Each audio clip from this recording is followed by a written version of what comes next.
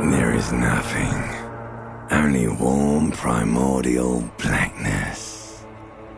Your conscious ferments in it, no larger than a single grain of malt, ever. Never, ever. Never, ever, ever, baby. An inordinate amount of time passes.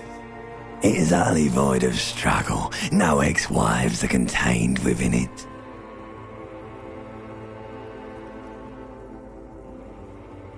You got it, sweet brother. Nothing upon nothing upon nothing.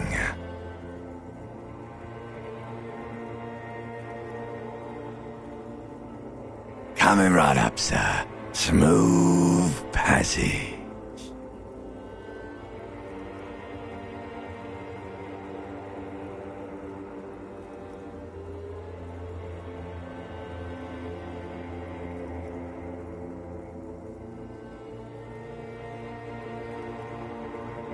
Do you really?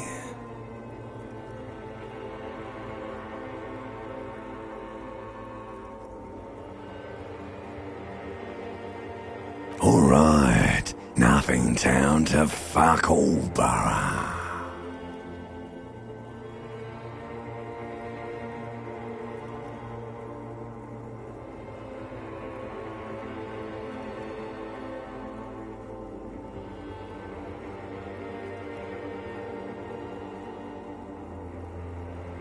Not you. Your days of giving a shit and being that type of animal are over.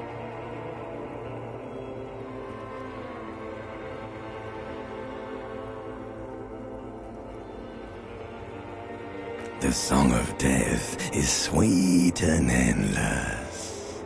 But what is this? Somewhere in the sore, bloated man meet around you.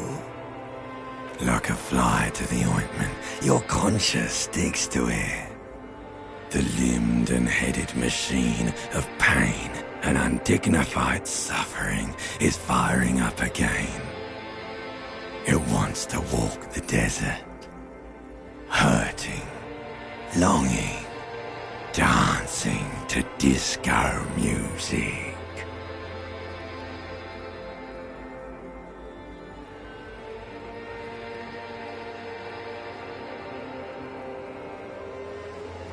The stench of liquor rises from your mouth, and with it, an ungodly headache.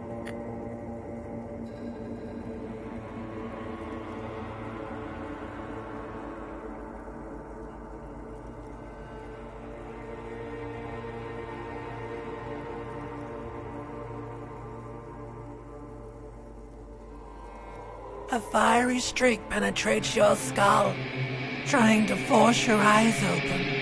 It's a sound, a clarion call from hell. So now, you know what it is. A caprice can name a motor carriage.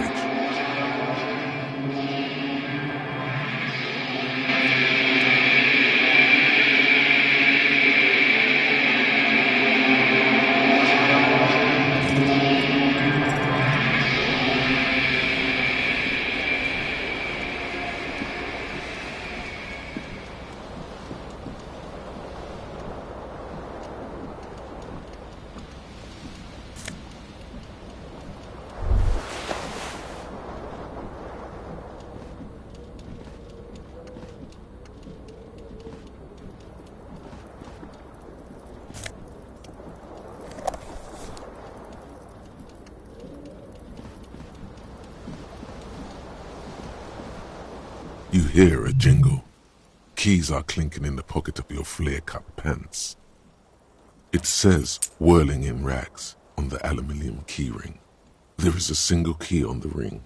The number 1 is etched on it. The whirling in rags is a hostel cafeteria on the urban coast, frequented by dock workers.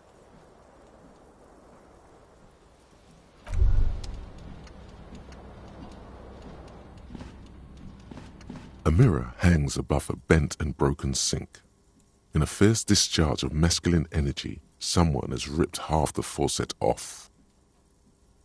Hot water sprays from the base and steam covers the mirror. You cannot see yourself, just the outline of a man. Suddenly, you realize you have no memory of the face that awaits you there, underneath the soft vapor.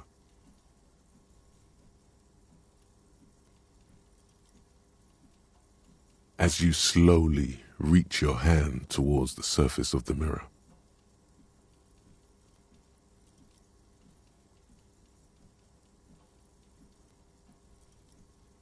behold,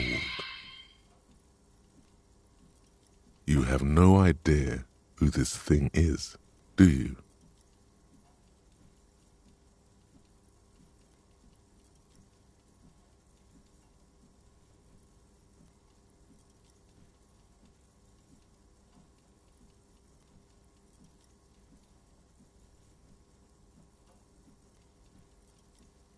It appears you're also dead.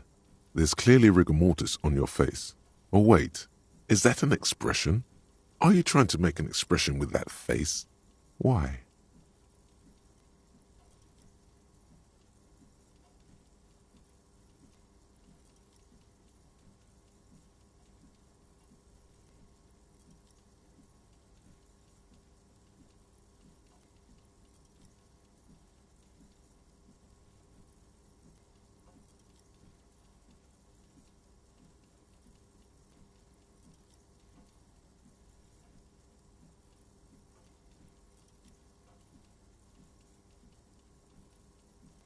Please stop.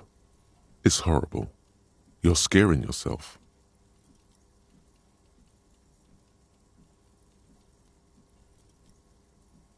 You can't, can you? It's like it's not even voluntary anymore. You have worn that grin into your face, and now it won't come off. What does it even mean? What is the emotion you're trying to convey?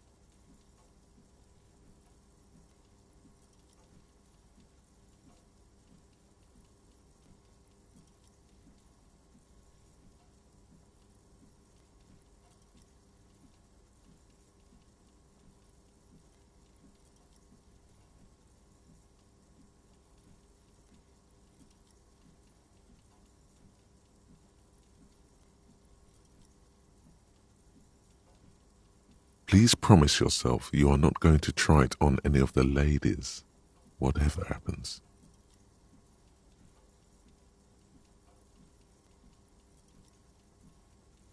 That's right. Not even yourself. Go ahead, try something. It's not an order.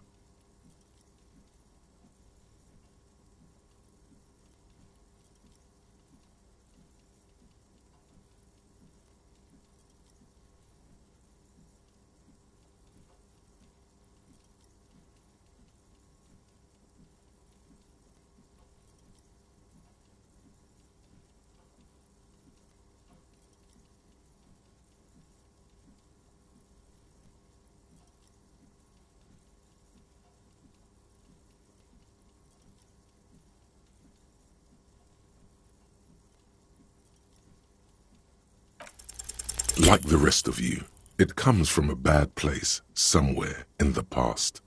That's all you know for now.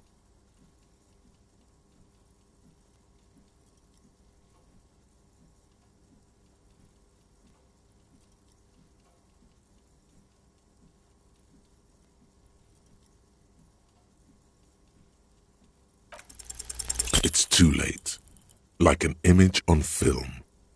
The expression belongs to your primary motor cortex. It would take a minor neurological miracle for you to cease producing it.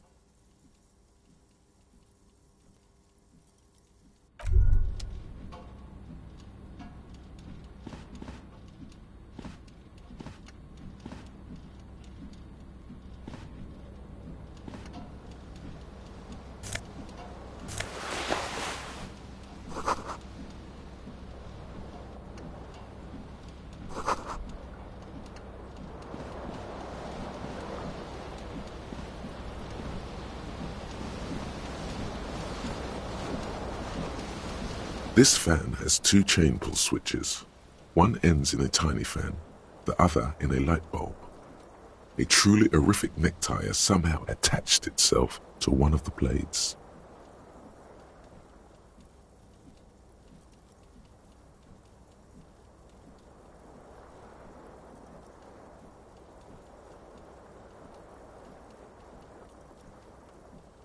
The blades come squeaking to a halt. It should be easier to reach the tie now. You swoop up and catch the tie. Snap! It's released from the blade. What you have in your hand is a truly hideous necktie, with 4 or 5 different patterns. The knot reminds you of a noose. A terrible mistake. Turn the lights off immediately. You can practically feel the photons burning a hole in your brain.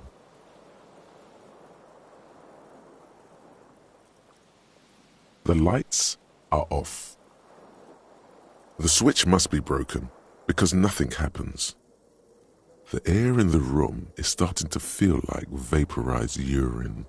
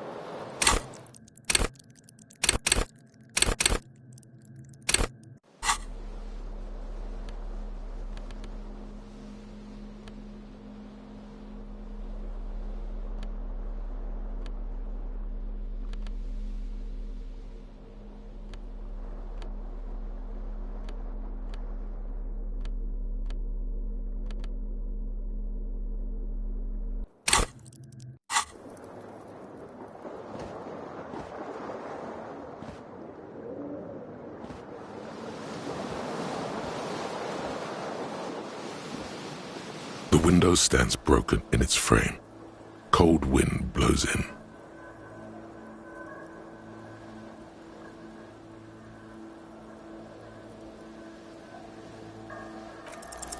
What do you mean, assess the damage?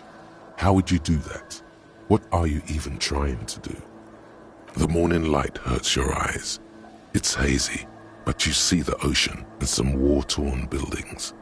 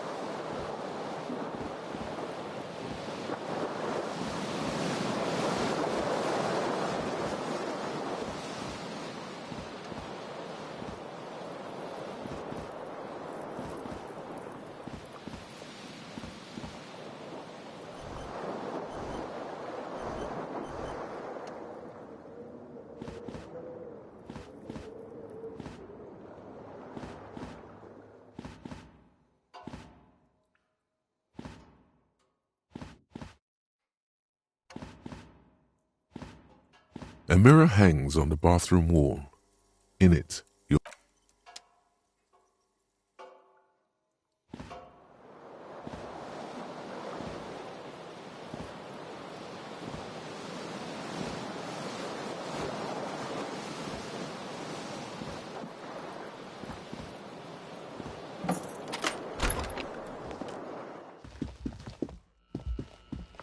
Hello, officer.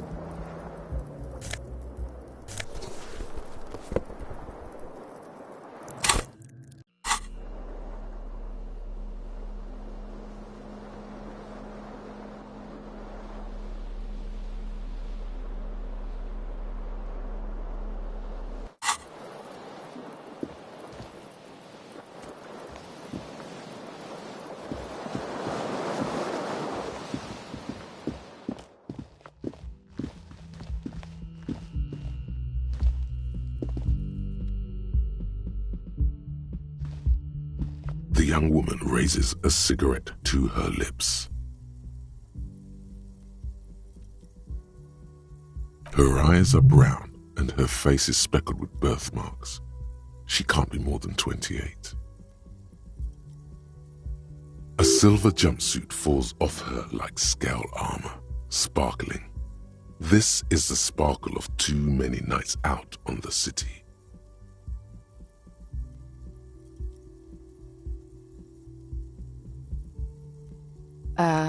No.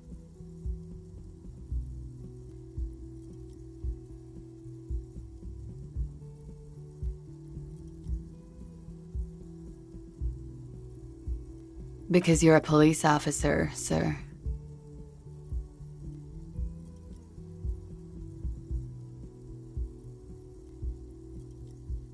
I'm not, unless you've been shitting us all this time. You've been here for 3 days, on official police business, no less. Couldn't say. In truth, so far, mostly drinking. You have no doubt about the drinking, but do you strike yourself as a tight-lipped drunk? She must have heard something.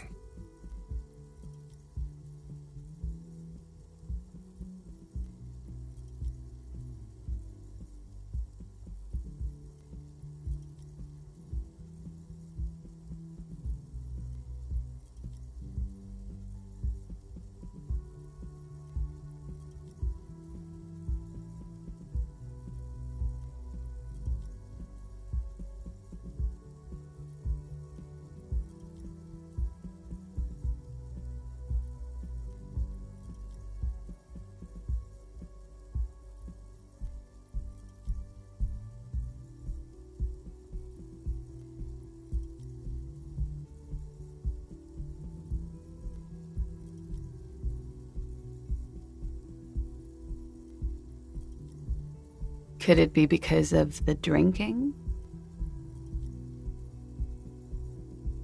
She hasn't had time to put her makeup on. This is her morning cigarette. She looks tired, her beauty waning faster than it ought to at her age.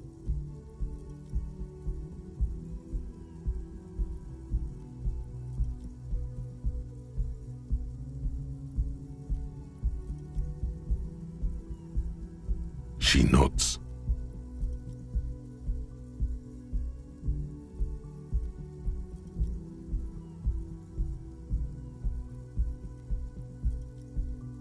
There's a mercenary out back. He's been hanged. The body has been there for a week now. The locals probably got tired of it and called the cops. I didn't mean to overwhelm you with information. You seem a bit lost, officer.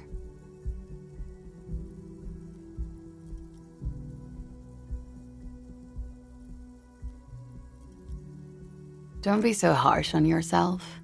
They let almost anyone be a police officer. The words have already left your mouth.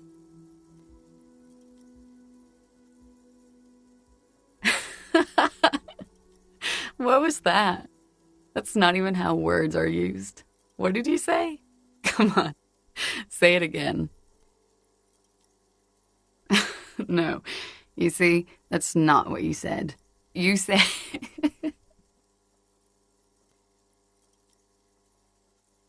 Come on, man. Freddy, please. One more time. Goddamn right you did. You crazy asshole, you. What kind of cup are you?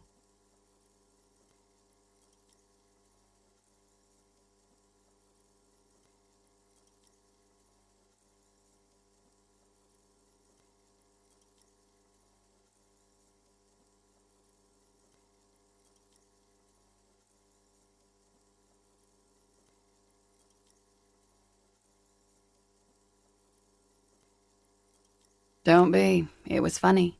And anyway, who gives a shit? Who gives a shit about any of it? So what if you can't pull grade A pussy anymore?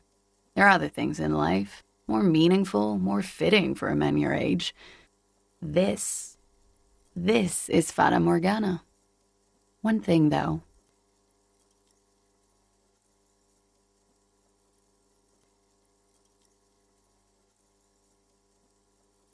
It's gonna suck for you later when you have to interrogate me.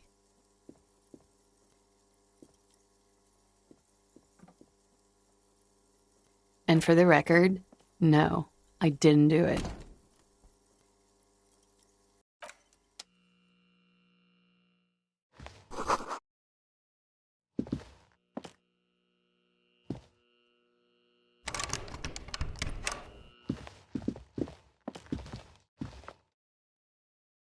The door is closed. There is no answer. You hear the shower being turned on somewhere inside. This door can only be opened with a key or from the inside. Still no answer. Still nothing.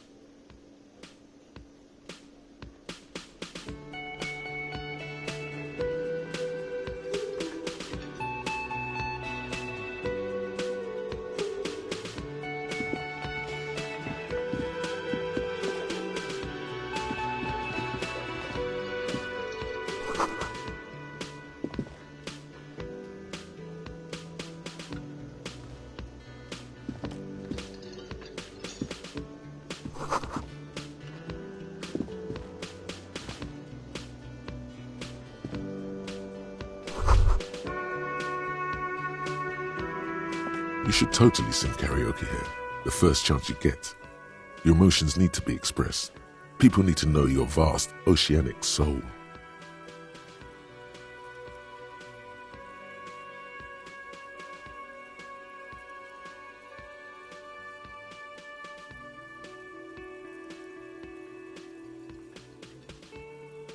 Utterly, and it needs to be heard through a PA system. By other people.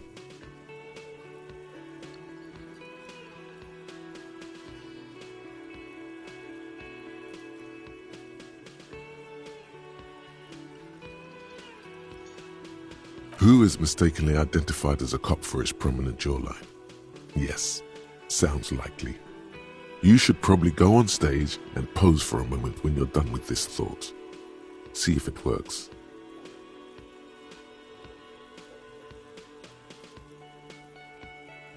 You should sing the sad small church song from that tape you found. Thought it was obvious.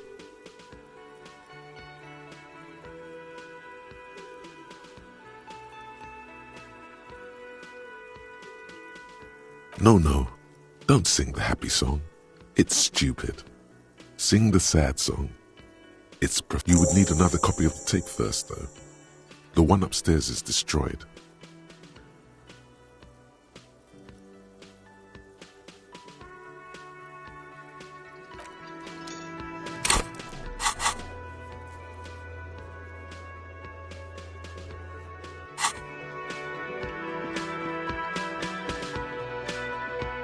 A man in his late 20s stands behind the counter, inspecting a stuffed seabird. As you approach, he gives you a sideways glance, then looks down again. Everything is cool between you and this guy. He's a big fan. Make some small talk.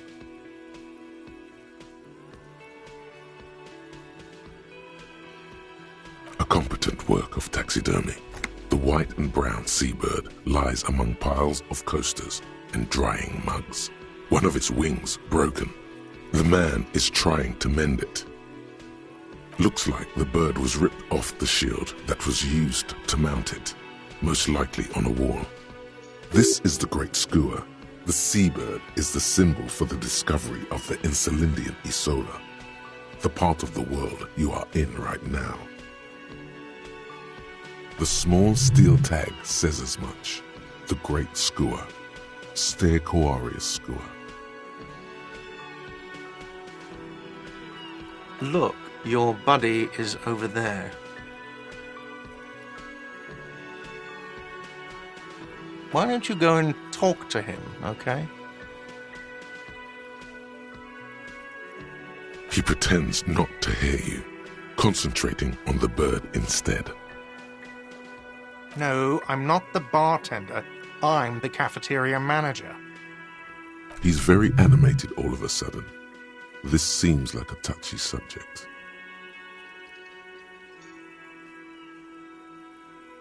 That period of my life is over. Not everyone who stands behind a counter is a bartender, okay? I'm the cafeteria manager. I have 3 cafeterias to manage. 3. Sylvie tends the bar here, not me. I'm only standing in. She just, you know... His eyes dart from left to right. This man isn't lying, but he is. So now you're a cop. Oh, forget it.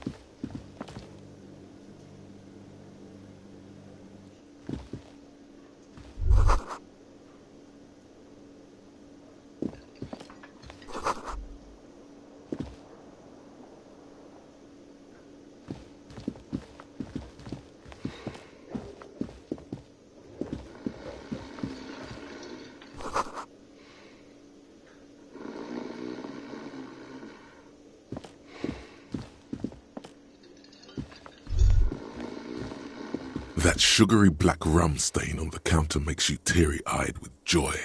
It's almost touching how syrupy and sticky it is. How long have you been up already? Sweet Lord, a whole hour. And you haven't thought about rum and lemonade in all that time? You've truly extinguished all trace of yourself.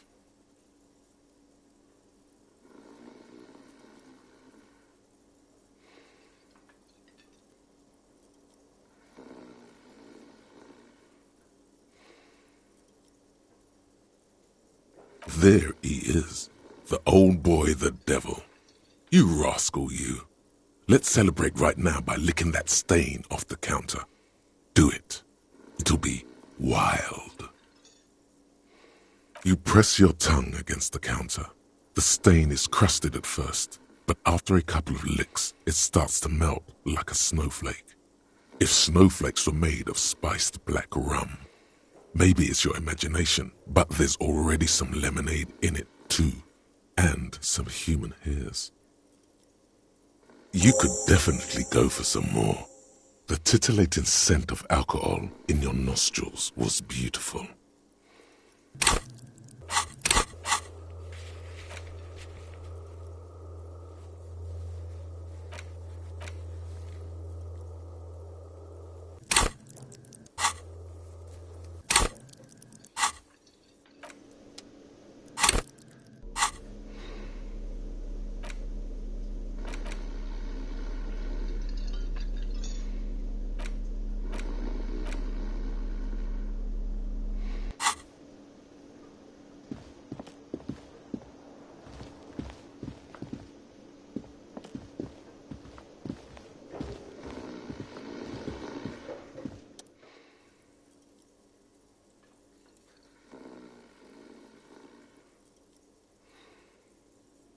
A colourful piece of plastic is dangling from his carabiner.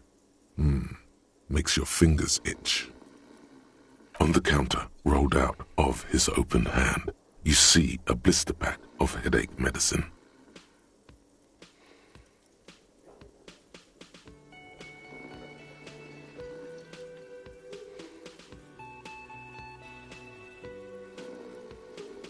The man does not mind. You probably need them more than he does. You've just picked up some magnesium. This item is stored in the bottom left corner of the screen above your character portrait. Use magnesium to heal your morale if you have morale damage.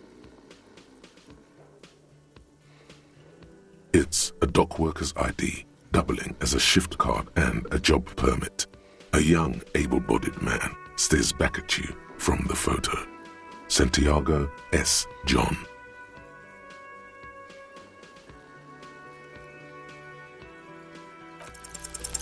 You fumble with the spring-loaded gate of the carabiner, but to no avail.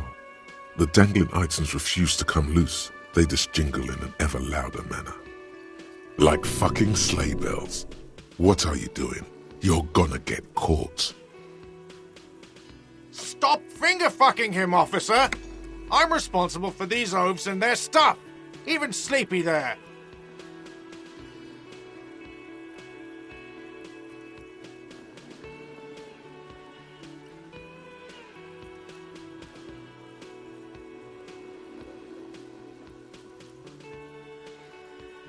Yes, sure. A criminal.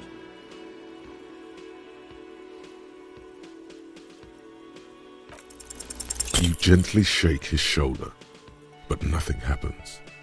This man could probably sleep soundly in a ship's engine room.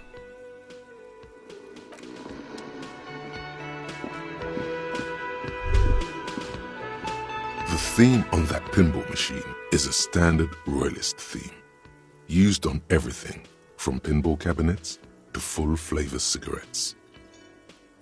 Clinging to a picture book version of the past century, waiting for the king to come back and cast out all the profiteers and homosexuals. Basically, imagine a yellow plastic crown with a liquor brand emblazoned on it.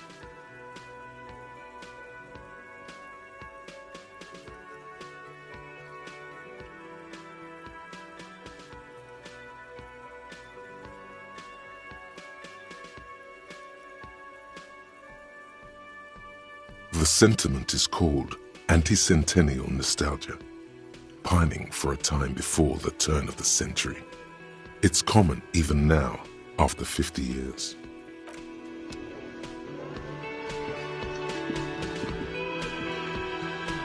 Hello, sweetie. You shouldn't keep your colleague waiting.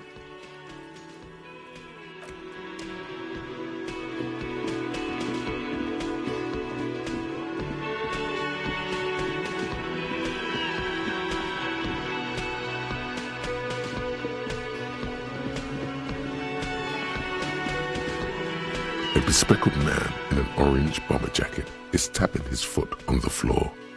Looks like he's waiting for someone. As you approach, he narrows his eyes and extends his hand in greeting. On the sleeve of his bomber jacket, as well as on its back, are the same enigmatic white rectangles as on your blazer. Hello. I'm Kim Kitsuragi, Lieutenant, Precinct 57. You must be from the 41st. You realize he's waiting for your name.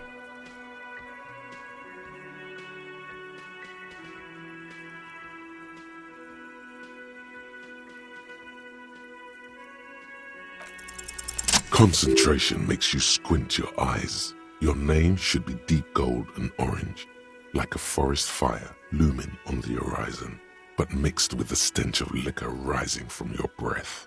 You're 2 steps closer to it, but there are still many to go.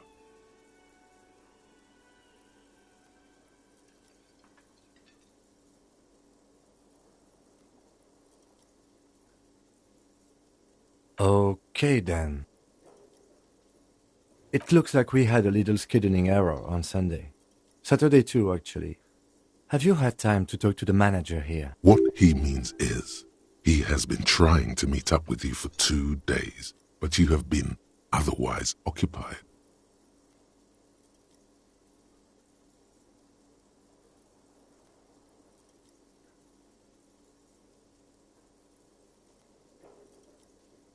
If you don't mind, we should talk to him again. Ask him for a rundown of the area, now that I'm here as well. I understand the scene is out back, right? It also wouldn't hurt to assure him the police are finally here. In full force, I mean. Have you mapped out the initial interviews?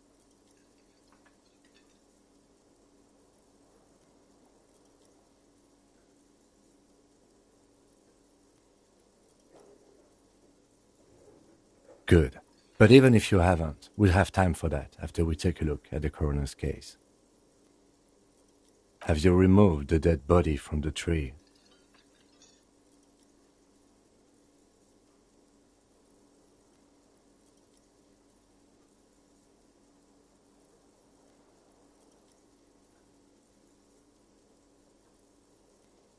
Sure. But did you take it down from the tree? So, the body is still in the tree, where it has been hanging for 7 days straight. We should go there as soon as we are done talking to the owner.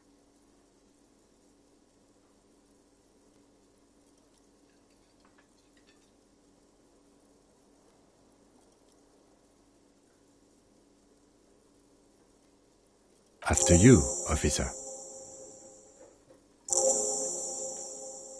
If you're about to embark on an investigation, shouldn't you have a badge?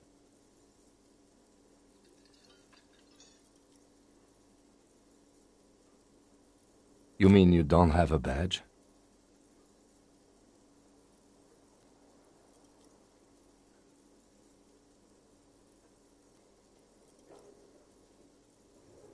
Losing your identification card is a serious matter. My vehicle has a shortwave. You can use it to report your badge missing. I advise you to try to locate it as quickly as possible, but getting the body down should still take precedence. Lieutenant Kitsuragi is now in your party. You can talk to him whenever by interacting with him.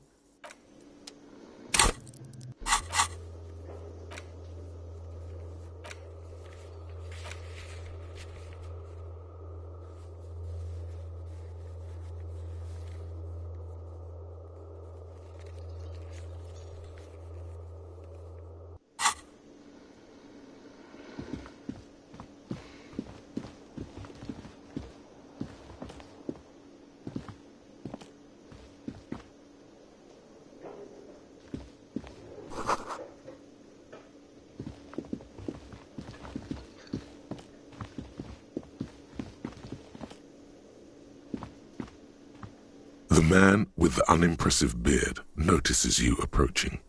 He drops the ledger he was holding and turns to the lieutenant. Mr. Gart, right? You run this place. Yes. I am Kim Kitsuragi from Precinct 57. This is an inter-district investigation, so joining me from Precinct 41...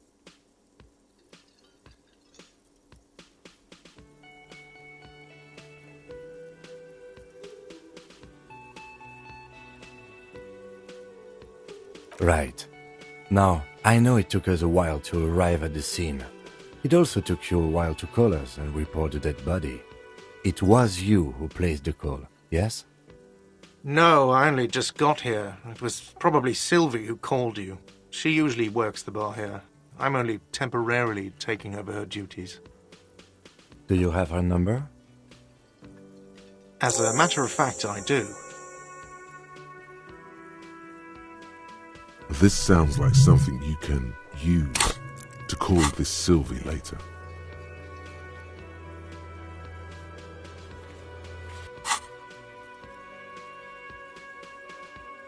You said you just got here. From where? Are you a local? What, of Martinez? No. I live in Jamrock. I only sometimes come here to keep an eye on the place. This is just one of the many, many cafeterias I manage. But you still know your way around, yes? In case we need directions. Yes, I know where some things are, but as I said, I don't live here. I just used to work here. And I'm not going to start working here again, if that's what you think. I didn't imply that. Detective. He probably means this is where you step in and ask your questions.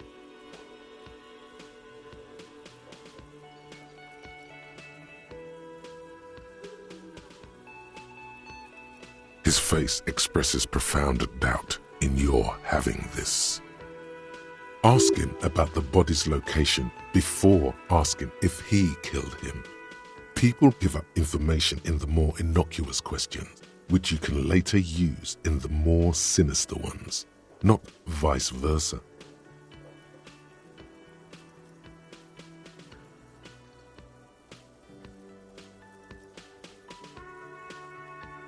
Behind this building, there's a courtyard. They hoisted him up on a tree there. That's easy. See that door there? First you exit through that. Then to your right, you should see a big hole in the fence. A really big one. You can get to the courtyard through there. No need for the keys. The hole is big enough for the Franco-Nigerian cavalry to fit through. This man means the heavy cavalry of the innocents Franco-Negro, sweeping over the plains and nations of the enemies of mankind. 5th century style. Unified currency and the concept of cool came in their wake. They wore lamella and carried guns. But first and foremost, Franco-Nigerian heavy cavalry was really, really wide. That hole in the fence must be enormous. Haven't you asked me that already? What is it with you and this woman? She has nothing to do with this.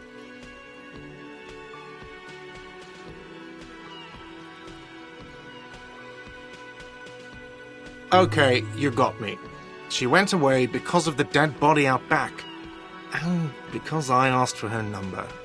That's why Sylvie went away. I hope you appreciate that. Thank you.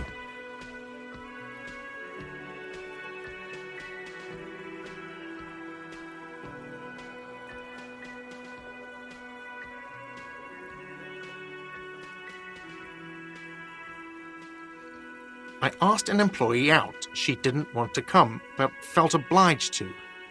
It was a bad idea. Now, what is so goddamn fascinating about that for you? It's got nothing to do with the lynching.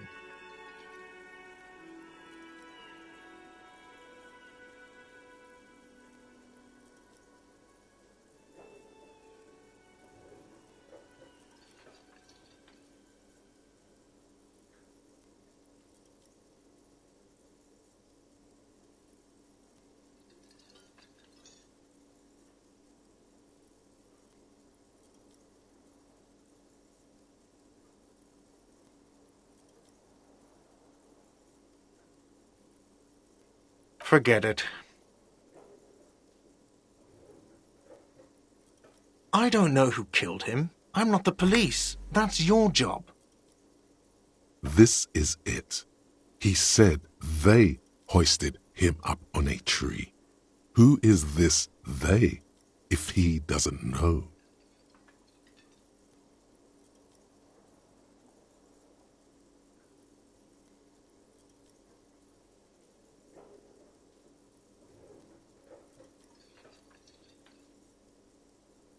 Oh, people are saying it was the union dock workers, that it was a lynching.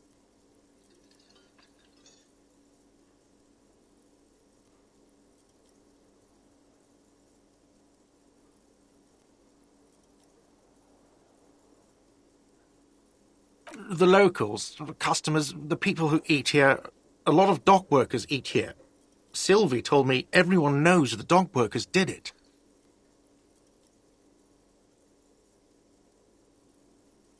Did the debarders themselves tell her this, or is it a rumor? I don't really know. You'll have to ask her. I would suppose it's because they have nothing better to do. You mean the strike? Yes, the strike. The man they hanged was a security guard for the harbour company, I hear. A mercenary. The unionistas probably thought they'd send a message.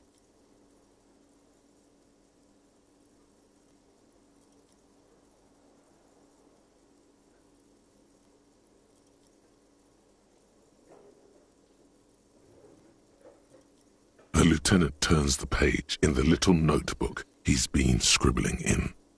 Let's go. Not so fast.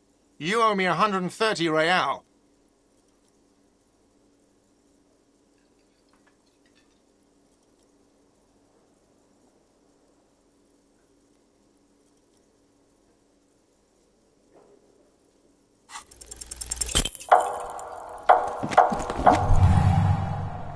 One moment you're running like the wind, then you've suddenly turned around and are giving him the finger, furiously, with both hands. Why?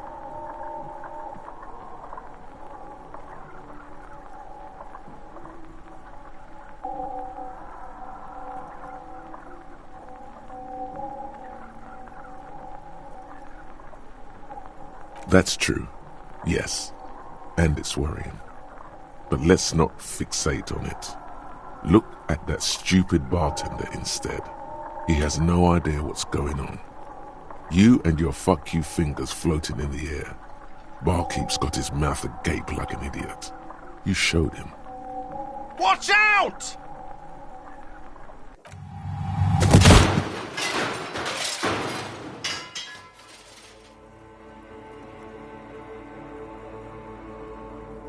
Everything goes dark.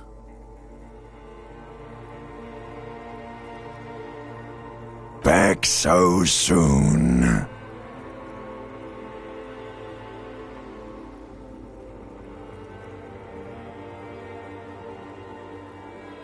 Those are mysteries of the spinal cord. The spinal cord has yet to reveal itself to you. Its mysteries are unholy mysteries.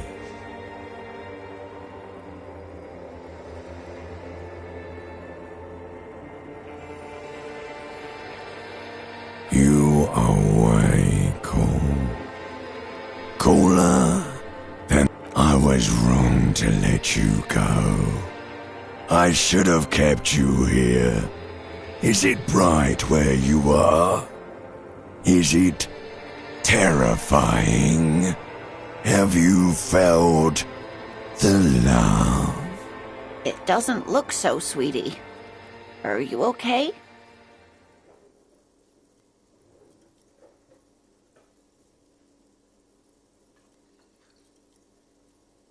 No, you have sustained a trauma to your lower neck. In addition, you have strained your left trapezius muscle. Pain surges down your back when you move.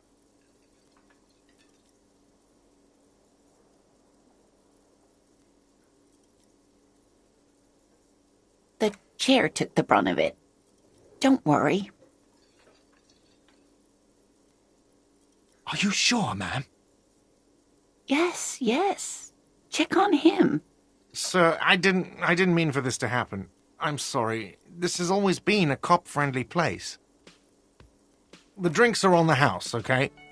There were a lot of drinks on the tab. I still have to charge you for 3 nights and the broken window, though. That's 100 square. He's shaken.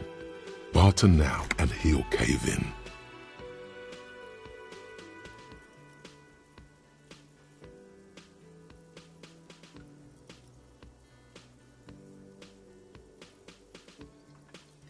Not entirely cool. You still owe me 100 real. If you don't have it by tonight, I can't let you back up there. And for God's sake, watch out for yourself.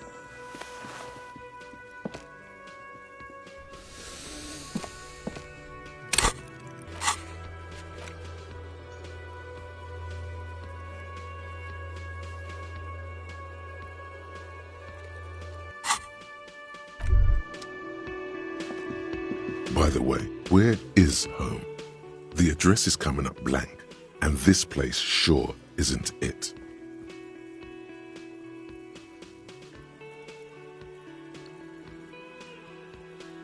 But you've been at this hostel cafeteria for only 3 nights. Where were you before? You had to be somewhere.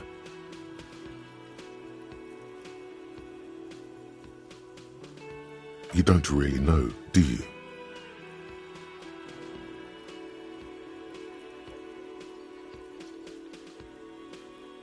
A vague, blackened image doesn't sound like somewhere you can stay if you run out of money.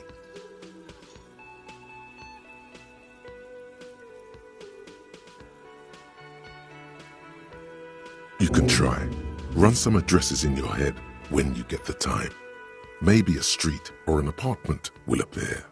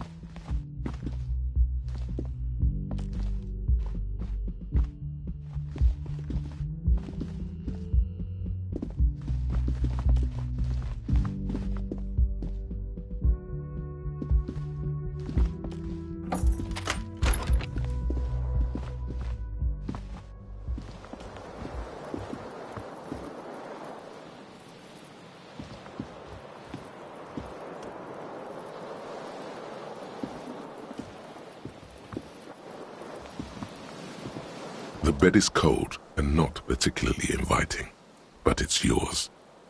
The option to go to sleep becomes available every night after 9 p.m.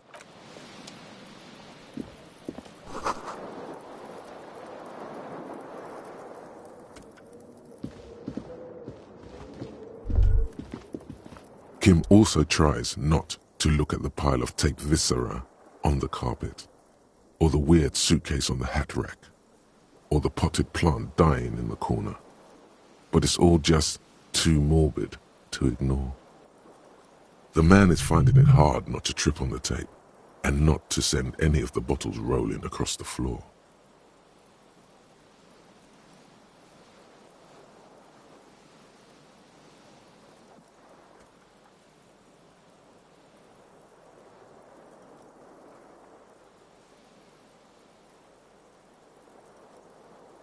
No problem, officer.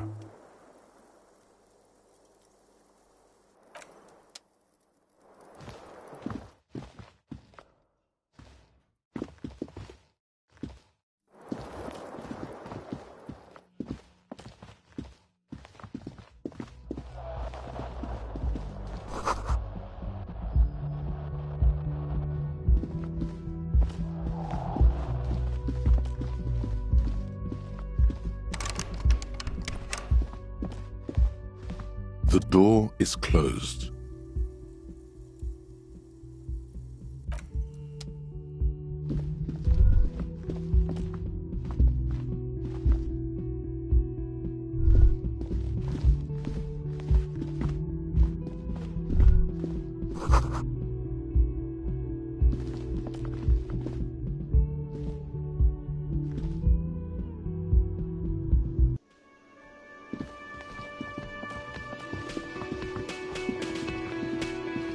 The worker is in a deep slumber.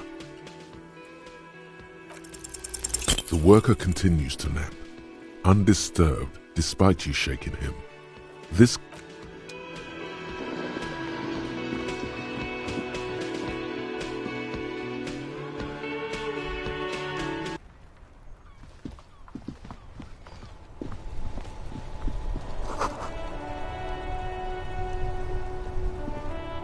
The RCM in Martinez. What can I help you with?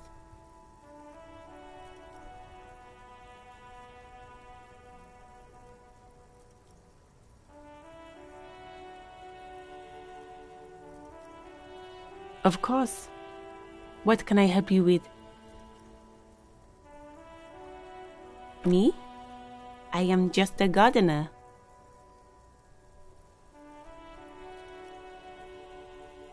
I am pleased to meet you too, officer. Of course. Where to?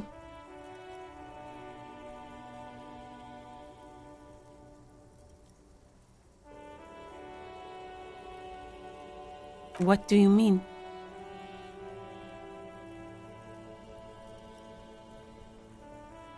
Yes, sir. District of Martinez. This intersection is called Roundabout. He knows where we are. He just wants directions. There's the pier, the Cape Side apartment buildings, some more tenements. Not a lot, really. The harbor gates. Some kind of commotion, I think. I don't follow the local politics. A fleet store, too. Some shops and a bridge. The canal bridge leads to the coast, but it's broken, I think. Some kind of accident, probably. Just coast. There's a little fishing village there, and a fish market. But that got closed down ages ago. It's just water. No, actually, I think they call it the Martinez Inlet.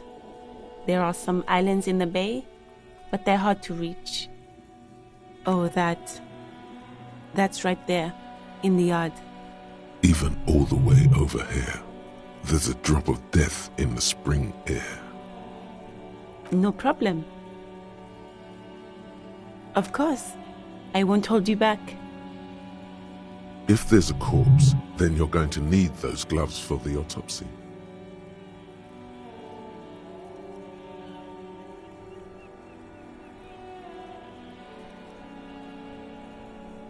Sure, keep them. I have another pair.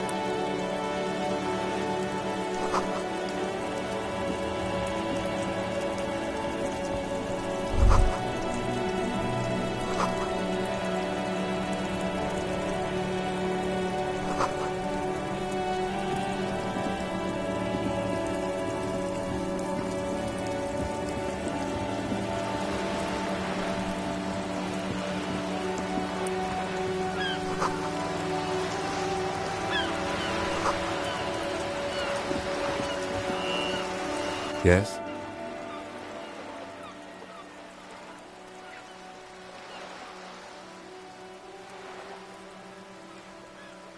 No response. He just arches. He's having trouble processing it, believing it even. Have you tried concentrating on something other than your personal affairs?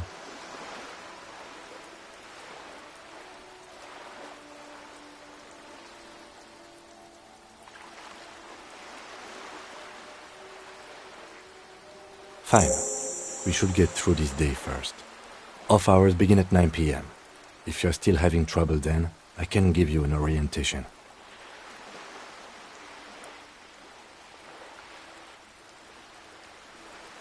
Really? You look fine to me. This psychodrama is unbecoming of an officer. Clearly, he prefers to think you're malingering. He cannot fathom that anyone could drink so much as to retroactively erase their entire life. Then you should consider seeking medical attention. You can use the radio in my kinema to call your station's Lazareth. Was there anything else you wanted? What do you want to know?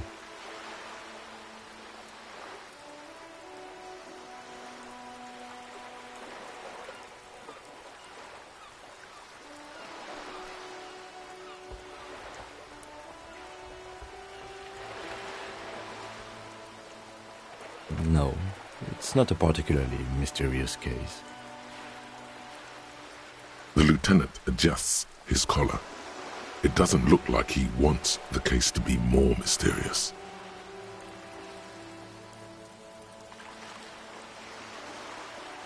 Good.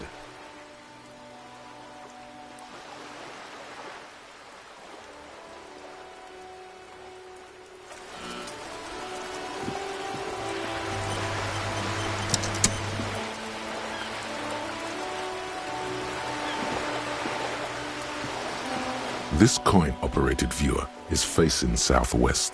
Its coin slot is full of fossilized bubblegum, rendering the machine permanently inaccessible.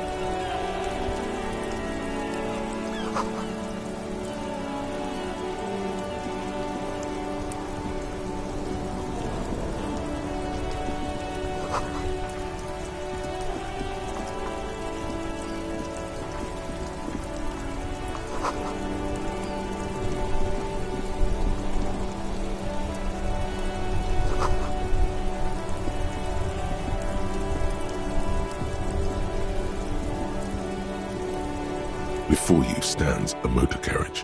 The bodywork is covered in blue and white livery, bearing the number 57.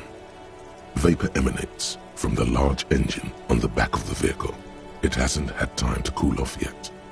This must be the infernal machine that tore you from oblivion. The Caprice Kinema motor carriage. In the cabin, you are welcomed by a set of steering levers, a radio microphone on a hook, a pull-out toolbox under the seat, and the soft glow of the fuel preheater gauge. A scent of leatherwork and heavy fuel oils washes over you.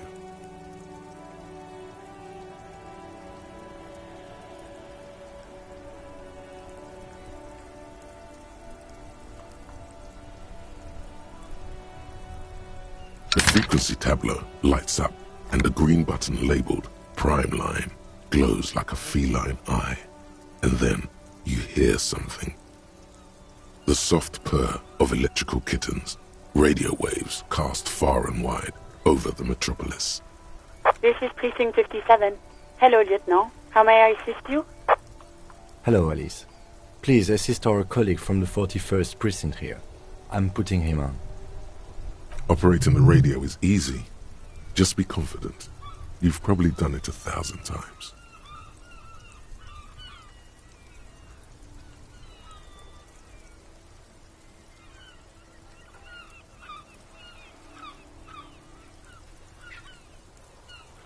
This is Officer Alice Demetri, Precinct 57. How may I assist you? Under the green Prime Line, a yellow saved button catches your eye. You wonder what the lieutenant's default radio station is.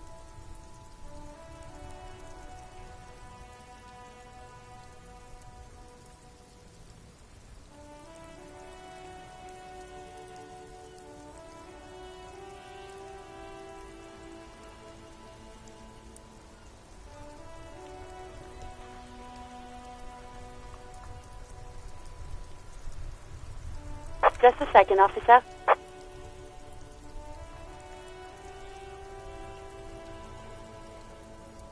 Ten 2, 10-5. This is 41st. Come in. Over. The man uses relay code. You've got this. You're a cop, and cops know relay code.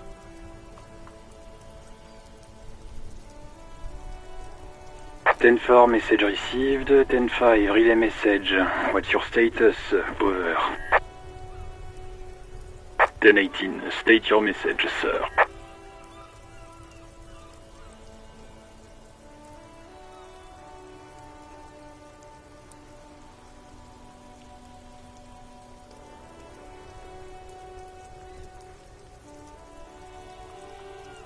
Ten 9, over. 10-4, message received. This is a very serious situation. I need to 10-22 the captain. Over. Is it him? What does he want? Says he lost his badge and needs to report it. He what? He lost his badge? This is Communication Officer Jules Pidieux, sir. Over. You mean your partner? Over. What is he saying? He's asking who you are. I'm his goddamn partner. It's your partner, Satellite Officer Dietmar, sir. Over. Did he lose his memory along with his fucking badge?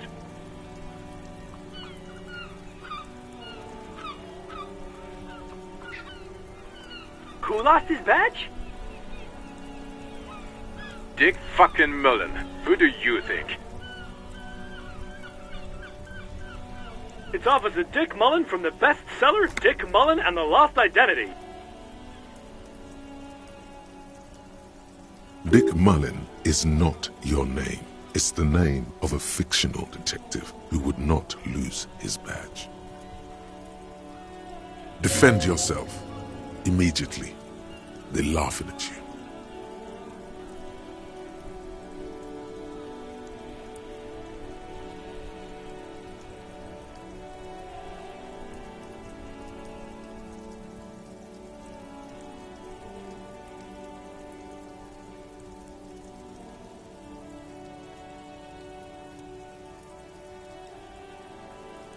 He says this has probably happened to other policemen before him and laughs sarcastically. Oh goddamn it! Is he fucking kidding? The whole station's gonna be dicked for this. Satellite Officer Vikmar is wondering if you might be joking and adds that this tarnishes the reputation of the entire station. Over. Mullen dicked us.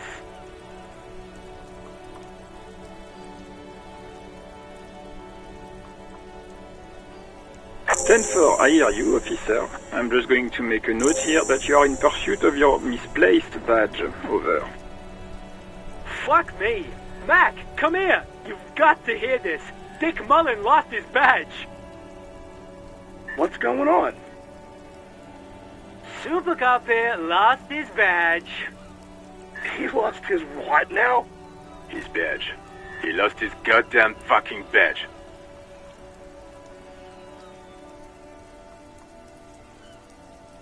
Ten 9, come again. I didn't get that. Over. New heights even for Captain Sober. Ask him. Ask him if he's lost his gun, too.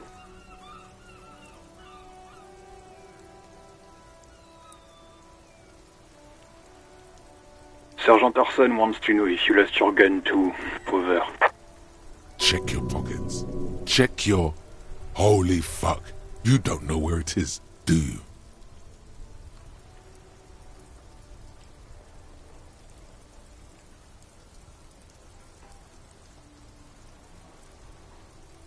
No. It's gone. It's not fucking on you.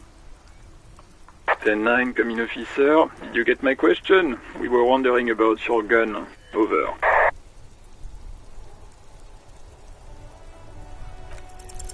Lying over the phone, it's easy.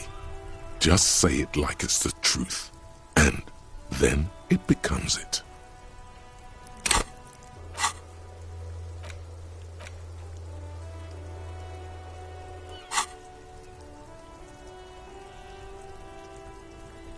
He says he didn't.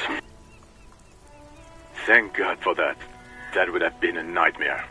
I don't even want to imagine the poor prick who has to relay that kind of news to the captain. Losing his badge is bad enough. Tell him to find it, and fast. We can't have some gangbanger running around with it. We're all glad to hear you've not lost your gun, officer.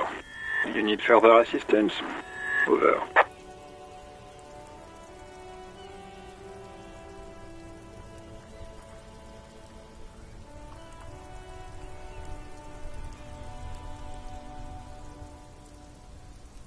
Roger that. 10-10. Over and out.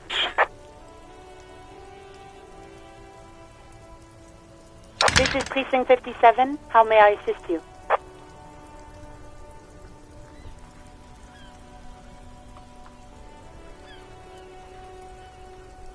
Of course. What is the number, officer?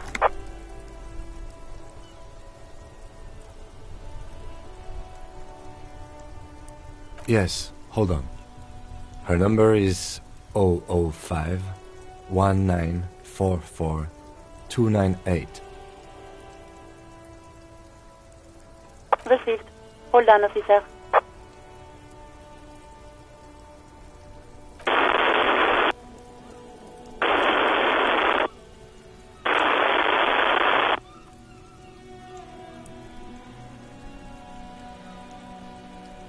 Lieutenant Kitsuragi slowly begins to tap a little rhythm with his right foot. Quite a lot of time has passed.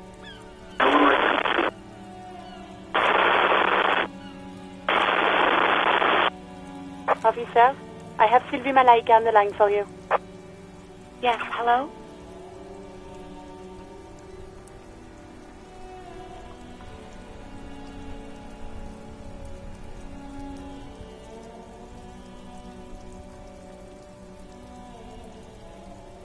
Oh, right. Hello, officer. What can I do for you?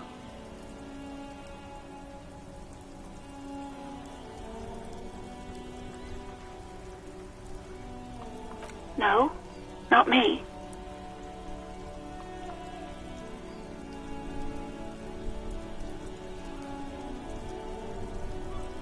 No, sorry.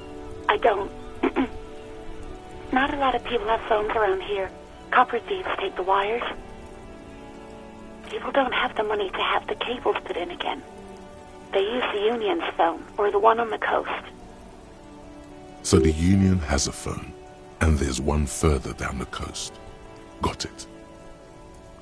It was someone else. We'll find them sooner or later, officer. It just might take a while.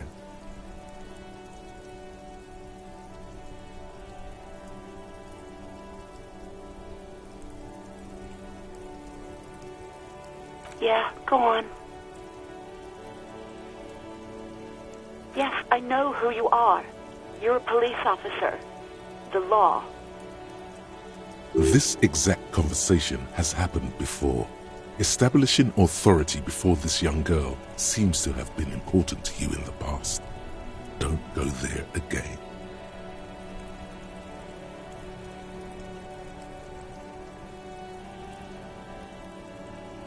You told me back in the whirling. You told everybody, and so does your badge. I don't need to hear about it anymore. Oh, no, I haven't, sorry. Real policemen have uniforms too, by the way. Where's yours?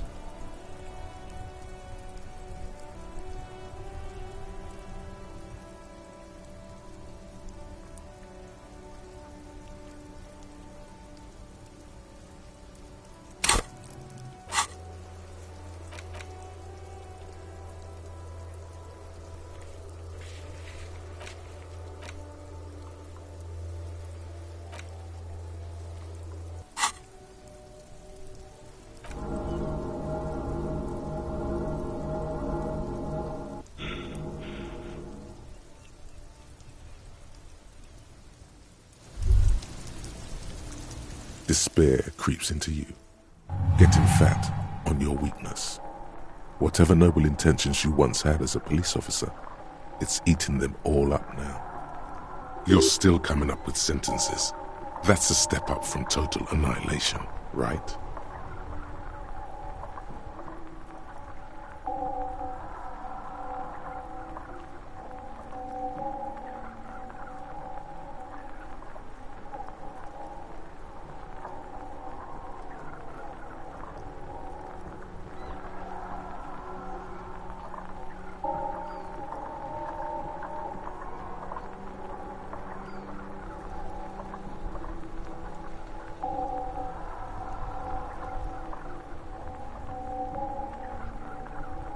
I don't dispute that you have been charged with protecting the people of a particularly challenging district.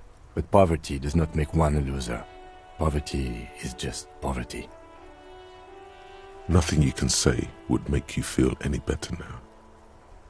Cop gives up the detective genre for social realism. Another police officer resigned from the RCM following a nervous breakdown. He now lives under a bridge, drinking and occasionally throwing excrement.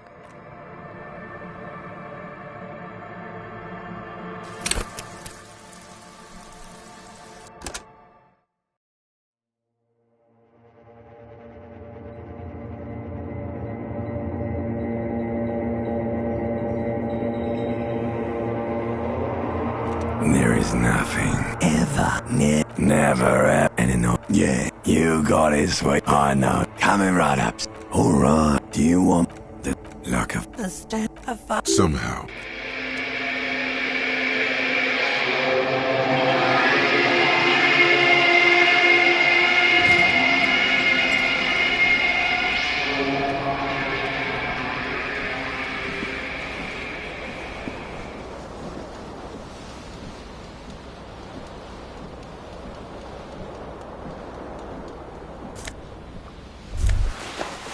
you hear a jingle. It says, the whirling...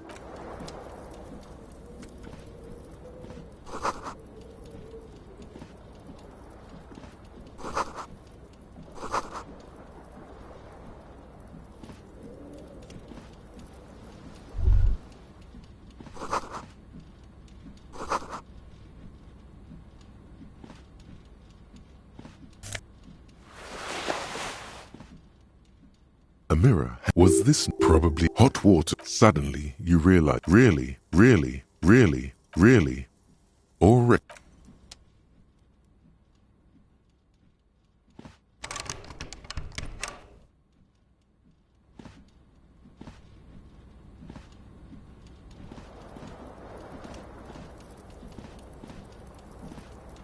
This fan has 2 chain pull switches.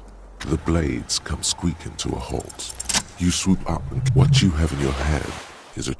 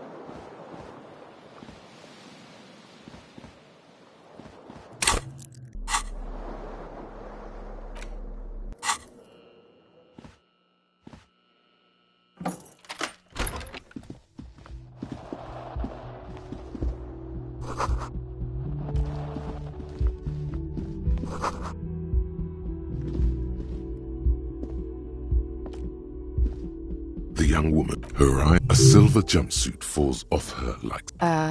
No. Because you're a police officer, sir. Okay, cool. I won't. Okay? Sir, you couldn't say. You have no doubt about the drinking.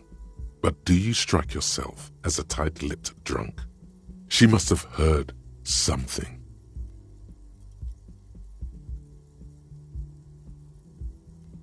Of course. Be careful, officer. They don't like the police around here. Something stirs in you as she looks back at... You're a cop. Yes, the dock workers are pretty cocky. Glad to have been of assistance.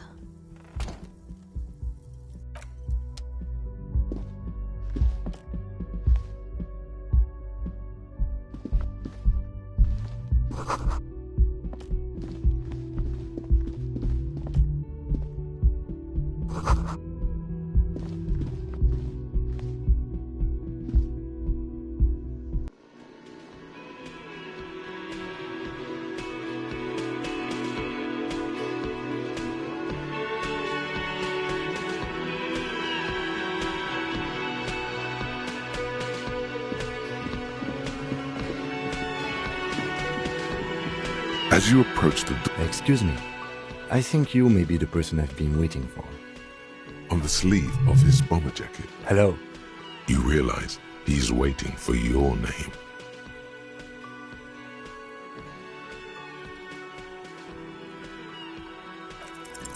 Concentration makes you squint your eyes. Your name should be deep gold and orange, like a... Okay, it looks like we had a... What he means is, he has been trying to meet up with you for 2 days, but you have... If you don't mind, we should talk to him again. This man... It also wouldn't hurt to assure him the police are finally here. In full force, I mean. Have you mapped out the... Good. Have you removed the dead body from the tree? So, where it has been hanging for 7 days straight. We should go there as soon as we are done talking to the owner.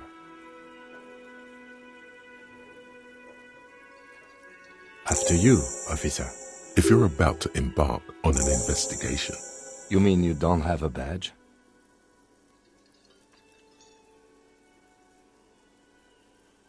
Losing your identity... Lieutenant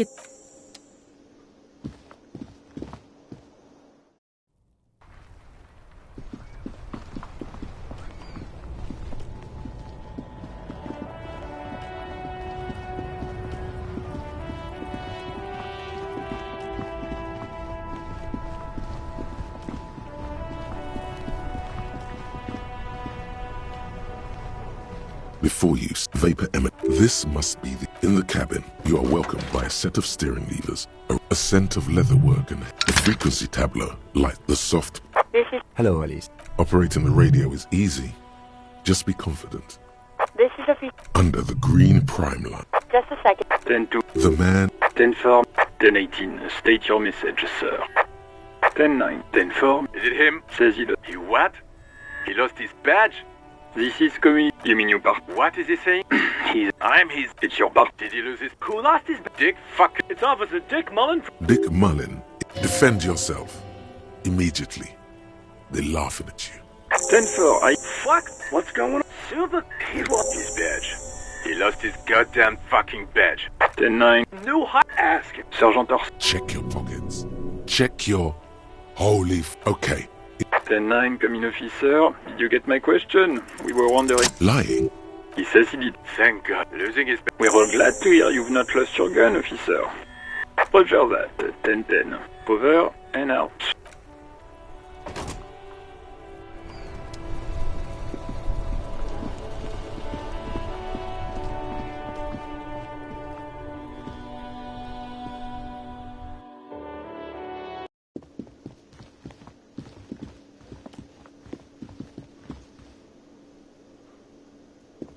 A man. Mr. Gart, right? Yes. I am Kim Kitsuragi from Precinct 57. This is an inter-district investigation, so joining me from Precinct 41...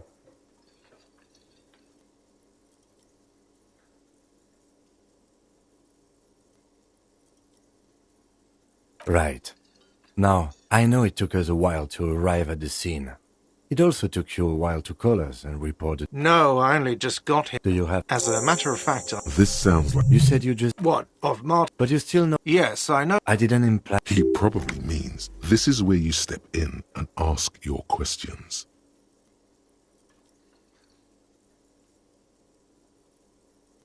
His face expressed. Ask him about the body's location.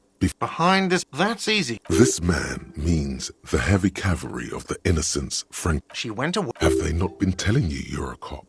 Okay, you got. Thank you.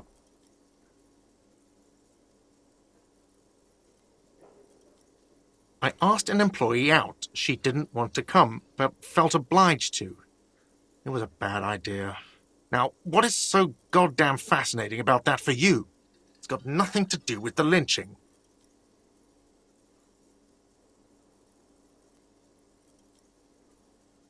Good for you. Was there something else? I'd like to get back to what I was doing. I don't know who... This is it. He said they hoisted him up on... Oh, The I don't... I would suppose... You mean the strike? Yes, the strike. The man they hanged was a security... The lieutenant turns the page in the little notebook. Let's go.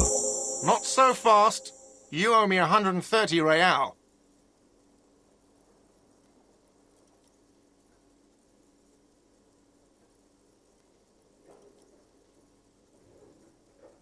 Oh, you don't owe me shit. Well, officer, you're right. We do not need to assert ourselves here. We only need instructions from him. This is the proprietor, remember?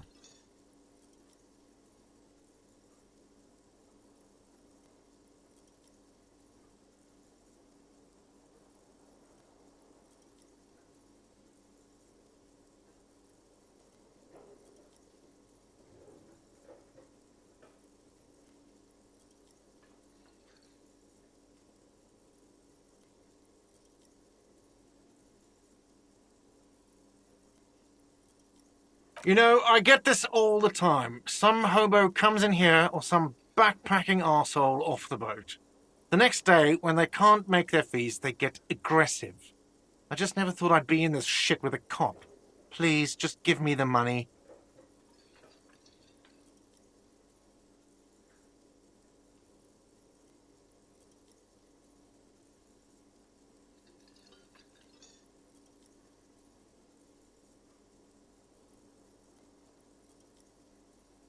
Let's see.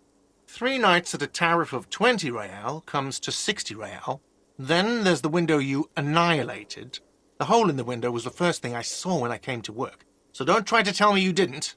That will be 40 real in damages. Another thing you've annihilated is half the bar. You've run a tab of 30 real. Actually more, but we'll round it down to 30 for your hard work maintaining the stability and order of Revachol. That's 60 plus 40 plus 30 equals 130 real. And yes, real is still money. You can't arrest me. I haven't done anything.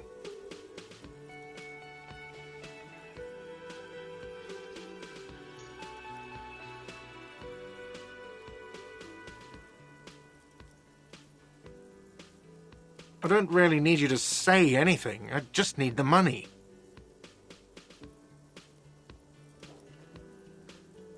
What are you, brain damaged?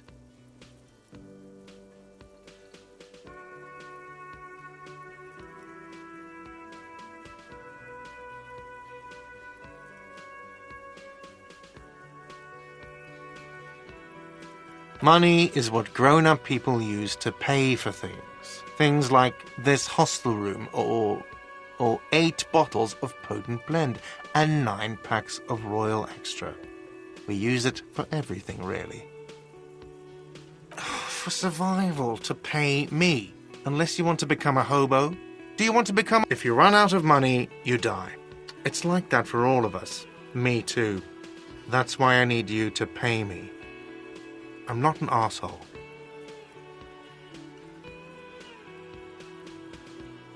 Are you serious? From your work? I don't know. You can take bribes, I guess. I'm sorry. I don't think cops can take bribes. Some do take recompense, but only to survive. There's a shuffle of nylon as Lieutenant Kitsuragi looks for something in the pockets of his orange bomber. I'm sorry, but he has to pay. I can't let him stay here any longer if he doesn't. If he doesn't have the money by tonight, then... Officer, maybe you're better off working this from home for now. You live in Jamrock, right? It's not that far away.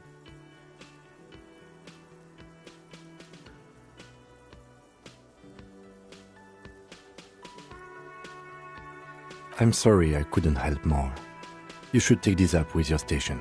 I have a shortwave radio in my car, okay? We have to get this investigation started now. Good luck.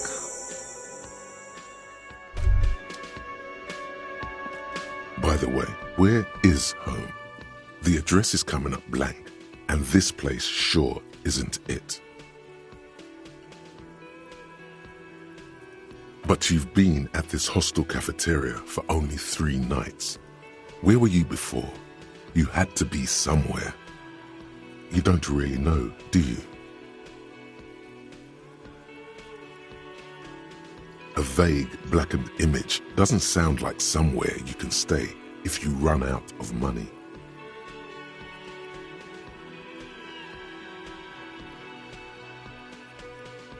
You can try.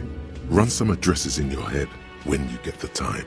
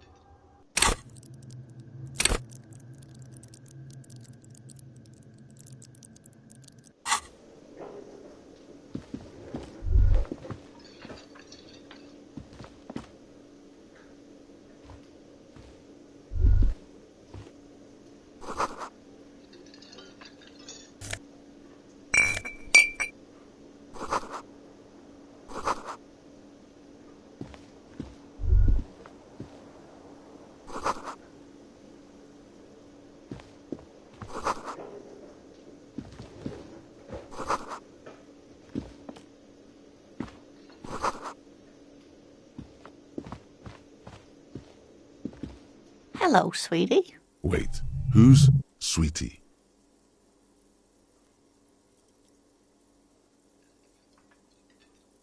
You're a handsome man, officer, with your mustache and your chiseled jaw and that silly dimple on your chin. But dear, you're not for me. I'm too old and too married besides. You must forgive me. I'm getting so scatterbrained. I completely forgot I'm Lena. My husband Morel and I are staying with our friend Gary just down the street, but I come here for tea when they're away. This Lena is wacky enough for the motley crew. Hire her on the spot.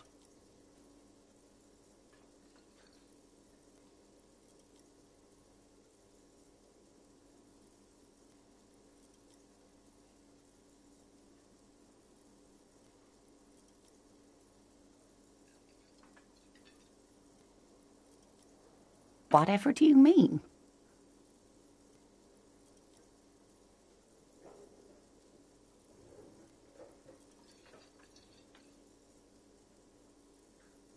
Ah, yes. Probably Roll With Me by the Fletchers. People often quote the Fletchers at me. Morel says it's my theme song. Yes, dear. I'm a paraplegic. A paraplegic is someone with limited or no ability to use the lower half of their body. Paraplegia is caused by spinal cord injuries, like falling from a great height, or a grenade explosion. That's quite all right. I'm used to people asking questions. I know they're thinking about it anyway.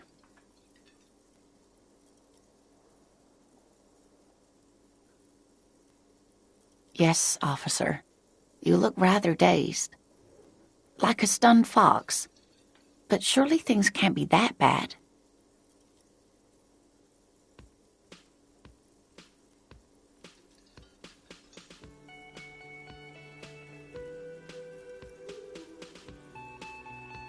Oh my. You know where we are, right?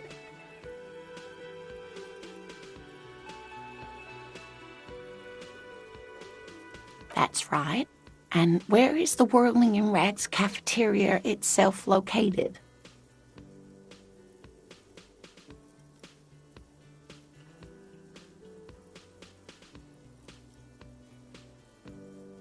Yes. We're in Martinez, on the coast of Revachol.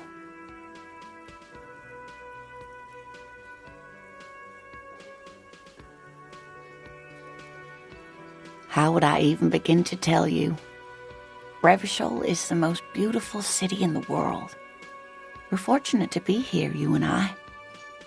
I haven't seen very many other cities personally, but everyone says so. Revachol is a rare jewel. This city used to rule the world, though it has seen better days. Speaking of history, you know what year it is, yes?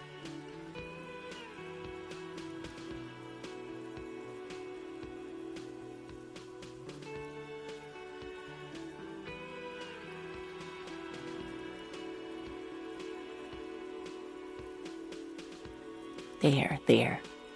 The year is 51, and spring has only just started. I'm sure there are better days ahead. She looks flustered, her hands smoothing out the creases in her blanket, even as she attempts to reassure you.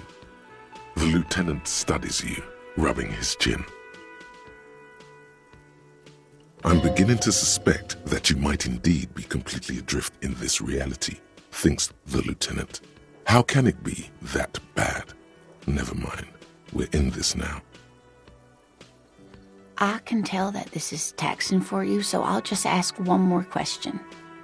What regime are we living under? What mode of government?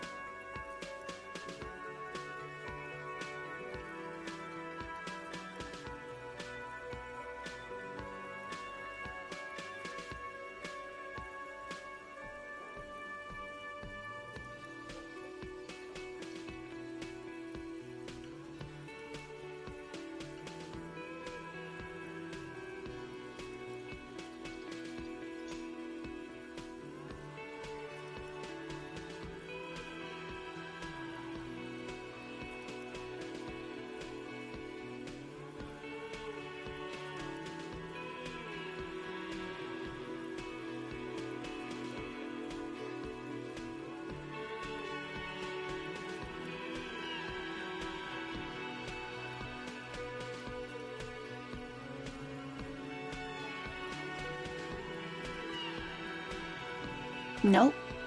Sadly not. Revachol is what's called a zone of control, under an alliance of foreign powers called the Coalition. We have no government of our own, and what democracy we have is market-driven. Meaning, buying is voting.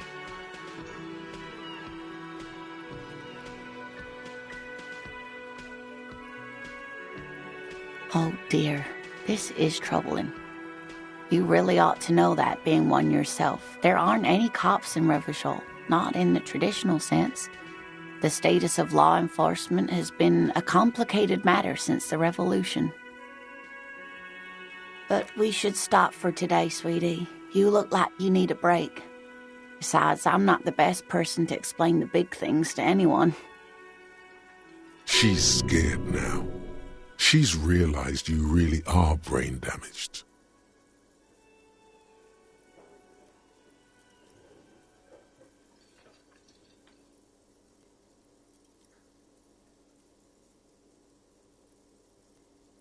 Someone more educated in sweeping matters.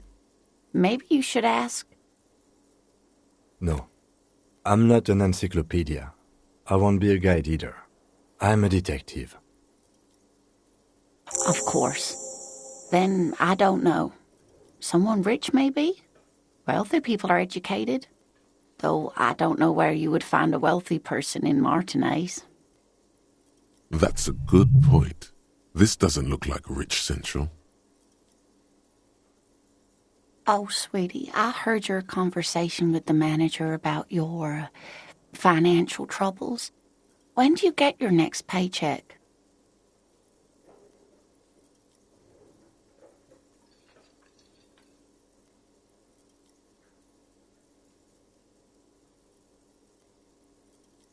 Oh, no, I'm so sorry I don't have money for you. If there's anything else... Of course, dear. Good luck with your case.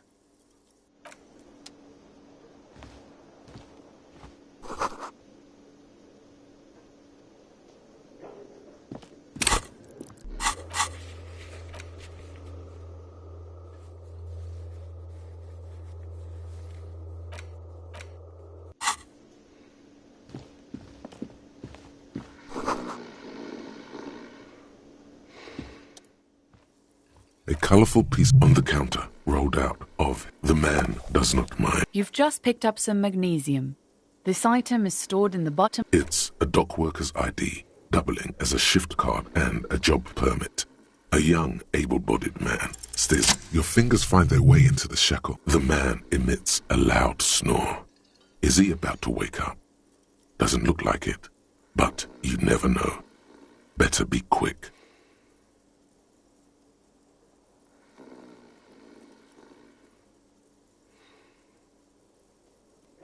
You find a black paper note with a woman's profile on it.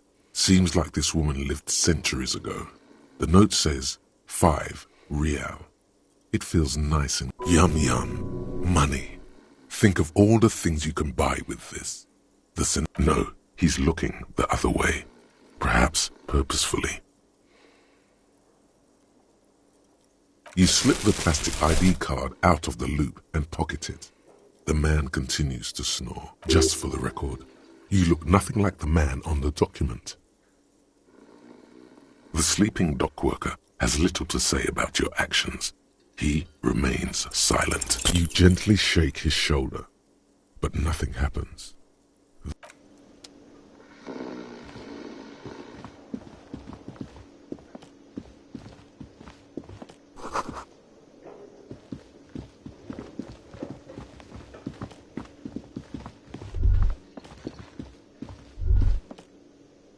Yes?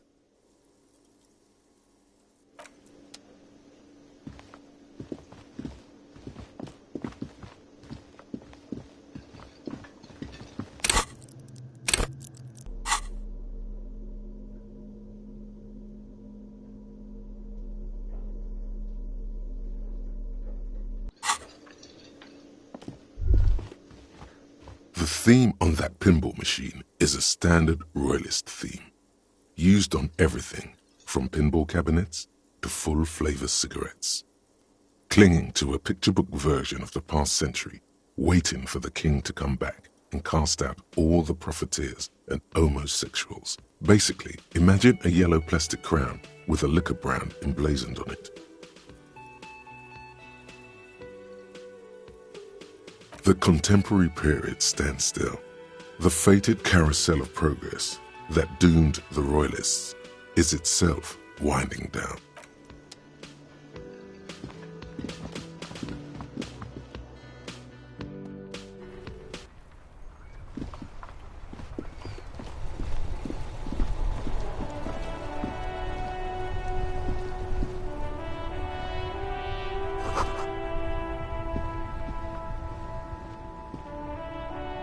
The RCM in Martinez.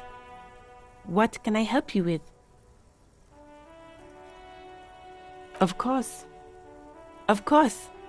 Oh, that... Even all the way over. What do... Yes, sir. He knows where we are. It's there. Even all the way over. The harbor. It's there. Even all the way over. Some just coast. It's just water. No problem. Of course. Where to? No problem. Me? I am just a gardener. I am pleased to meet you too, officer. Of course. If there's a corpse, then you're going to need those gloves for the autopsy. Sure.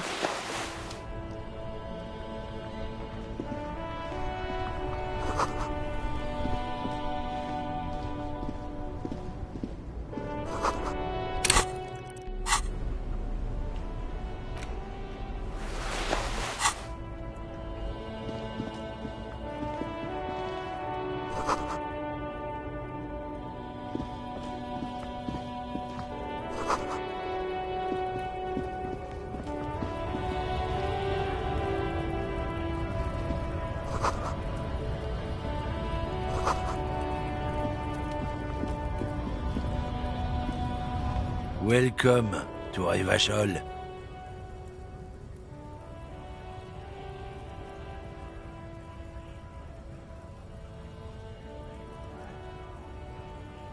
Don't you welcome to Revachol me. My grandfather came here from a 3,000-year-old racist isolationist culture, while your ancestors came to this island a mere 300 years ago. Every school of thought and government has failed in the city, but I love it nonetheless. It belongs to me as much as it belongs to you.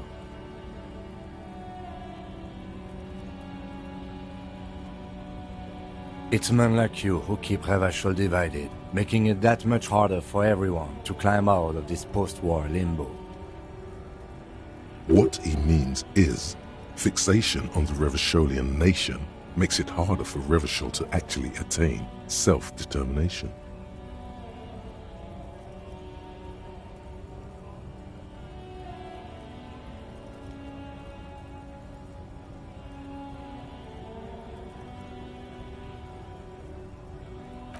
Come on, man, I just said welcome to Revachol. It's a lorry driver thing. I know exactly what you meant. You think my kind doesn't belong here, that I should watch myself and behave. But you see, I'm an officer of the RCM. It's actually my job to make sure you behave. I would advise you to remember that. Silence. The air between them becomes tense. Your partner needs backup. Now's your moment to shine.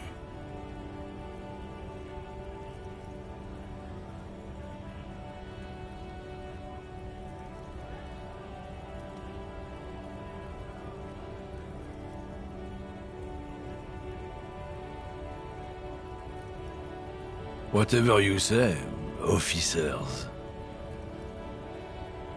He smells of heavy motor oils, and his breath of high tar content cigarettes, probably Astra Whites. Oh, not much anymore. I'm here to pick up some cargo, but the dock workers are on strike, so it's a sit and wait on your ass situation.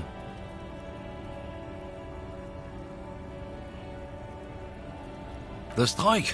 Oh, they've been at it for a while. A month. 2 months, maybe.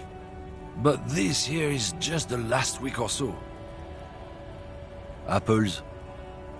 Apples is exactly the kind of thing you'd say if you had something to hide.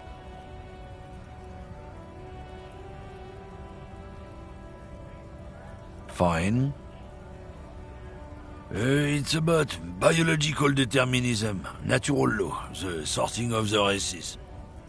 Not the most popular topic nowadays, with the coalition in charge and all. You might want to change the topic. That is, bury your head under the sand like common sheep.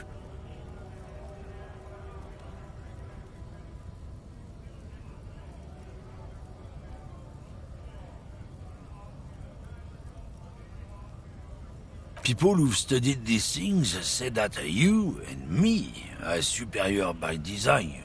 So, naturally, we Occidentals should be in charge. Obviously, you can see the merits in that.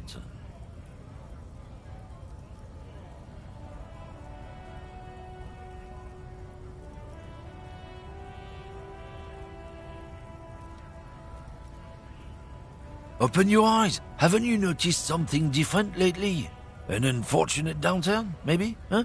When members of the superior race cease to believe in their innate superiority, they stop competing for resources. The problem? The damn kips are showing a real good game lately. Same with the mosquitoes. And the other introduced species too. They're on the precipice of cultural victory. Cultural victory? What is this then? It's what the kips of Boogie Street are going for, right under our noses. And the others too, on the radio. Heard any chansons lately? Heard any motetos or leader? No. Dominating culture is how they plan to win. They say so themselves. It's true. Also, you need to realize the dangers of mixing races. Who knows what might happen if people don't stay in their birthplace? You might end up with a new sub-race, with unknown characteristics, leading to extra competition. That's why you've got to control the offspring.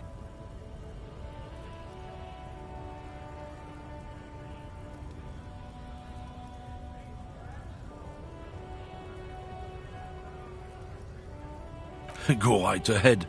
You may be a cop, but that won't help you avoid the calamity to come. Lieutenant Kisaraga's stern expression remains unchanged, but you sense something there. Not a lot of moral fiber on this one yet, he thinks, wriggled out of it.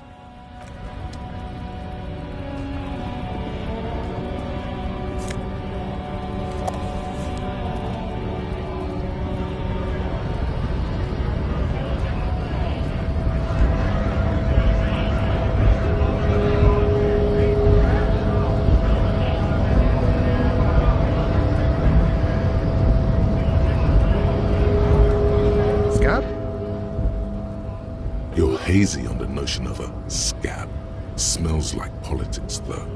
Maybe it's got something to do with the flask he reaches for from time to time. A kind of a worm, content with mere survival. They come, they want to do our job for shittier pay, screwing over both themselves and us. Everybody loses.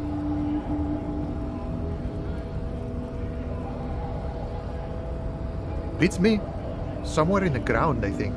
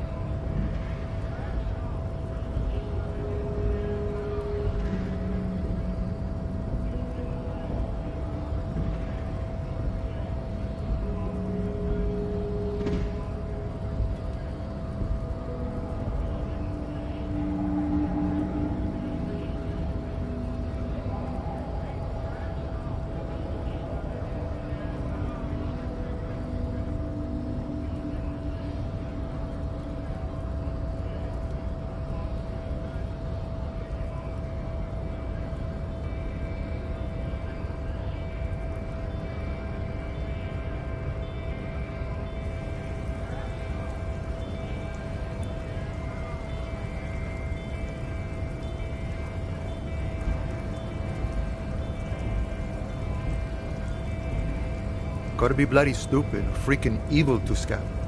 Or I guess scared, maybe. But scared of what? Of who?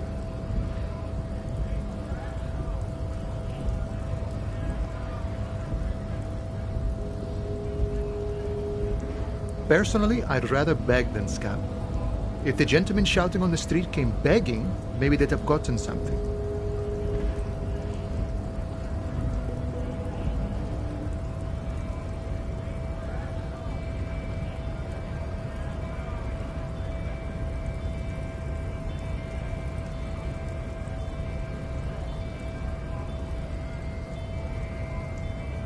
Sometimes you gotta do what you gotta do. These scabs ain't begging. They ain't holding on to their integrity.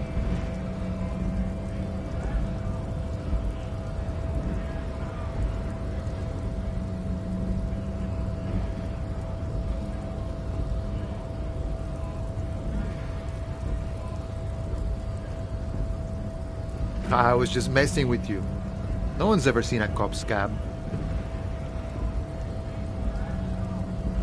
Imagine, you cops going on a strike, but then another cop comes in and says, "Let us cop for less money."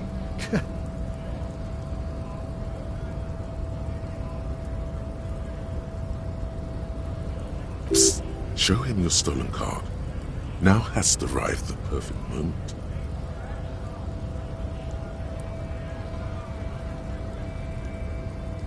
Speaking of, what brings the RCM here, to the Wild North? Come to see the strife?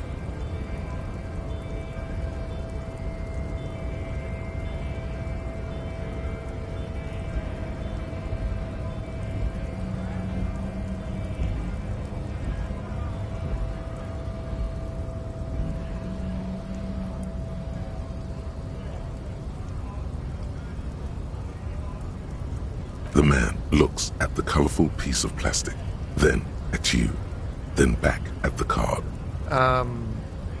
But that's not you, officer.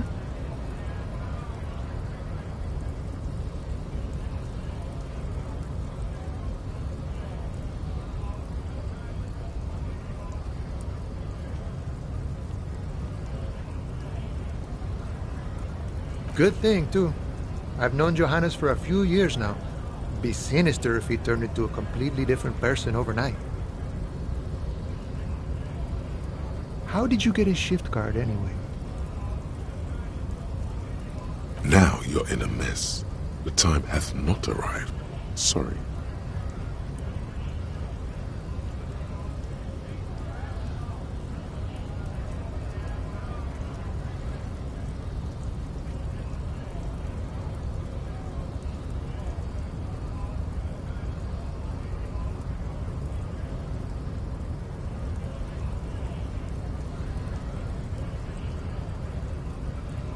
Oh, John's been out drinking himself blind again?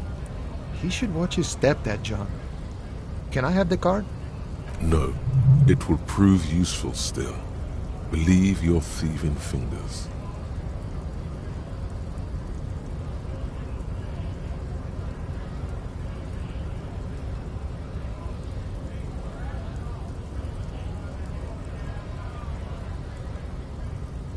Oh, is my friend in some sort of trouble?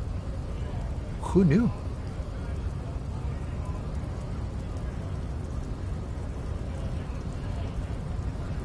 Murder, huh? That sounds like a lot of hard work. You'd never see me investigating a murder.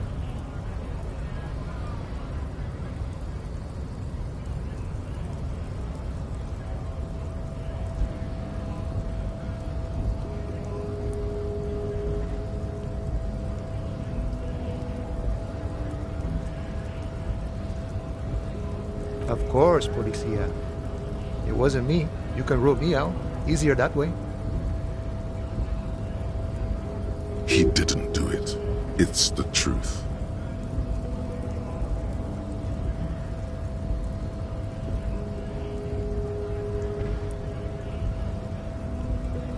My friend, I respect the right to roam. The open range awaits.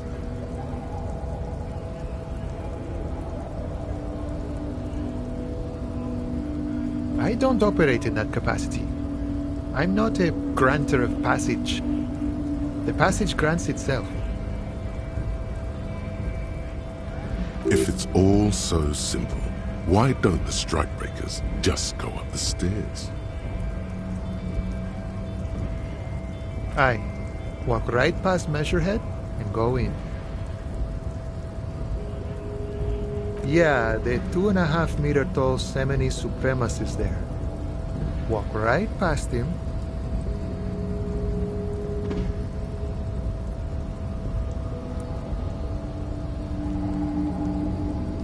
Then press the button to unlock the door.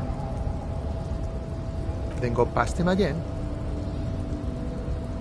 And you enter the arbor through the office. Está.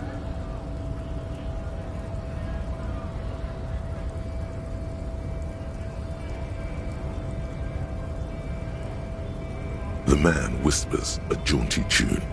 A coastal breeze ruffles his hair. You know, serious business. I'm sure the big boss will be glad to tell you. You'll have to ask him first. He's a chatty guy.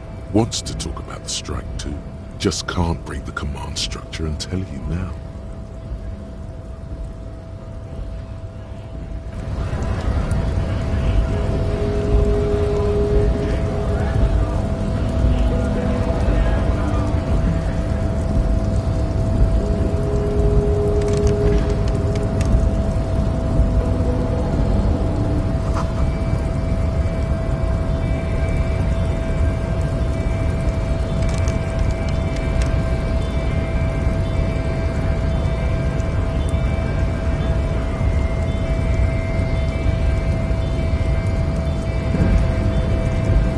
Nobody betrays your degeneracy.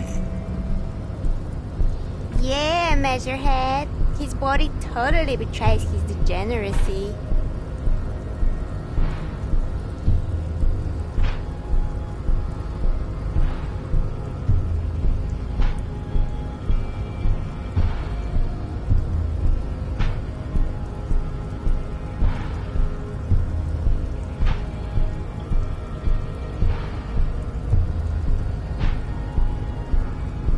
That is precisely the negligence that has led you to succumb to Al Ghul.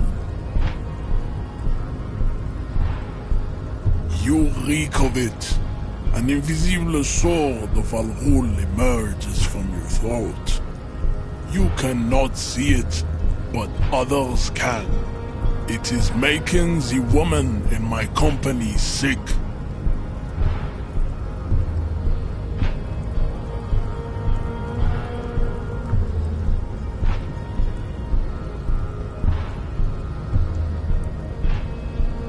Your mouth moves, but the one who speaks is Al Ghul. You are but a vessel for the group. Occidental Haplogroup B4 is done giving orders around here. The influence of the ham sandwich race is waning. Does this remind you of someone? The guy down there?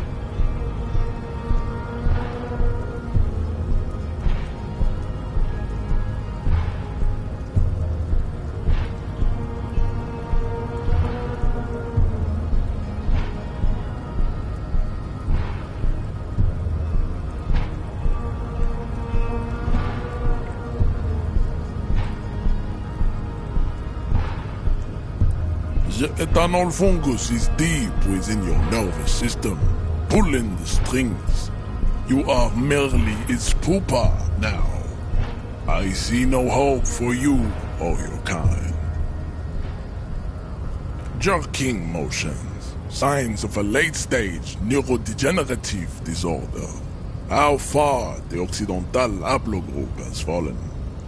You were once a noble and powerful race. You gave the world eugenics, electricity, and powerful weapons of war like missiles and aerostatic aircraft. You made great gains in metallurgy, race theory, and statecraft. You dominated lesser cultures, like the deformed Hemians and the inexplicably potato-obsessed Quakers. But now your ascent to the genetic summit has halted. You are obsessed with sadness and with frivolous pop culture. You will be superseded. Isn't that right, babe? It is, baby, yeah. You know it. There is a button right behind him, just out of reach. It must be the one that opens the door to the harbor.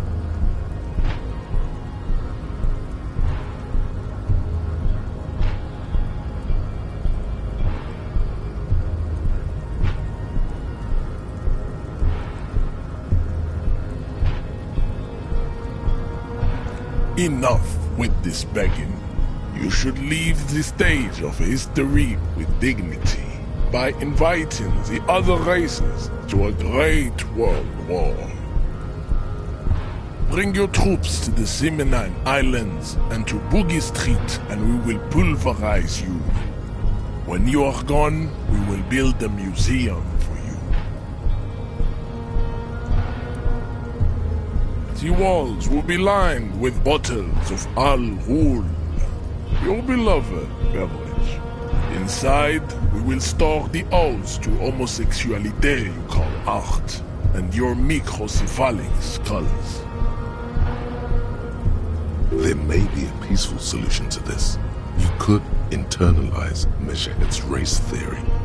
He would take you as one of his own.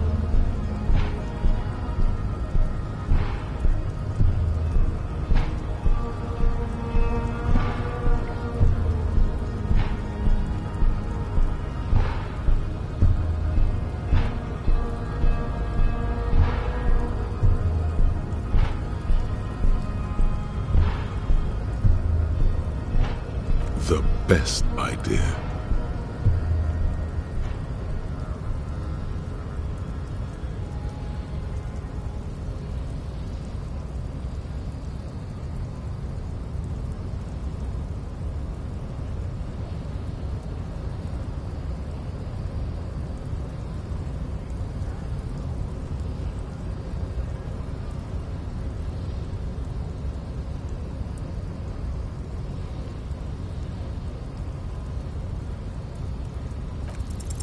Ask what kind of races there are first.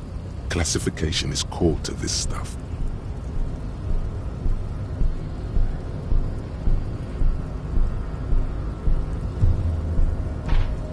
Do you?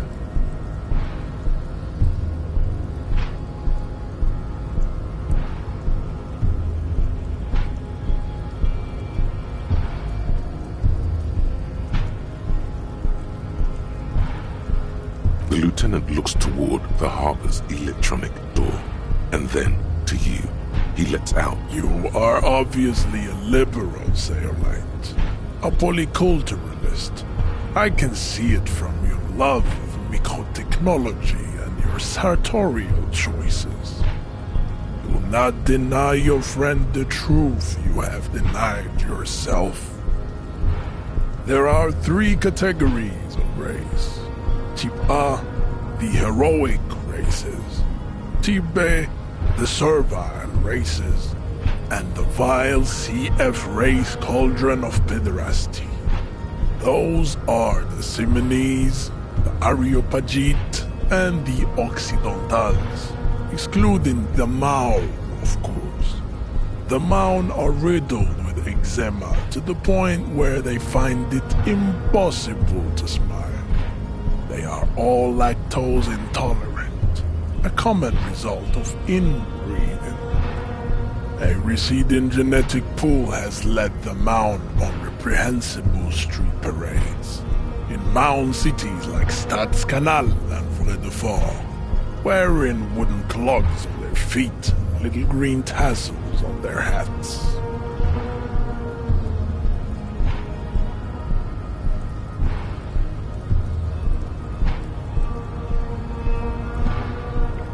Vespertines and Messenians of Vesper and Messina, the ancient Meteorans of Meteo by the golden Pisantic Sea, the Suren of Sur-la-Clé, and even the North Königsteiners, all have Type A race propensities. The other large mondial civilization, the Mesk, are too yellow and oleaginous to count as a heroic race. True, they are violent and expansionist, but they have a glandular problem. Overproduction of sebum. Sebum is leaking into their brains, making them listen to El Mariachi music and eat toxic minced meat-based food, which in turn only produces more sebum. As proven by the Mound and the Mask, Occidental Type A is in retrograde. The Semenese and the Areopagite are on the ascent.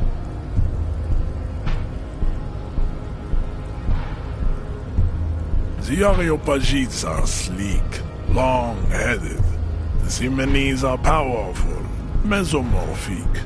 The former is an immutable progenitor, unchanged since the Super Isola of Pericarnassus. Ancient brains rest in their slender skulls. The latter is perfected in adapting. Together they form the Semeno-Areopagite or Simeopagite superrace. That is all. There are no more Type A races in the world. Type B are the unheroic races, amorphous non-competitors of the great race. The Khoikos and the Vacholiers, they are mud-colored people. The Khoikos of Grad, Yugo, Zhimsk, Shest et al. Are what you would call white officer in a suspect description.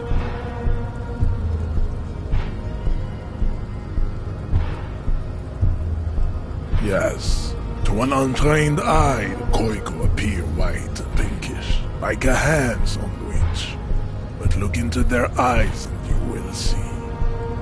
They are of an indistinct color, and so is their skin. Unhealthy, muddy, and ashen.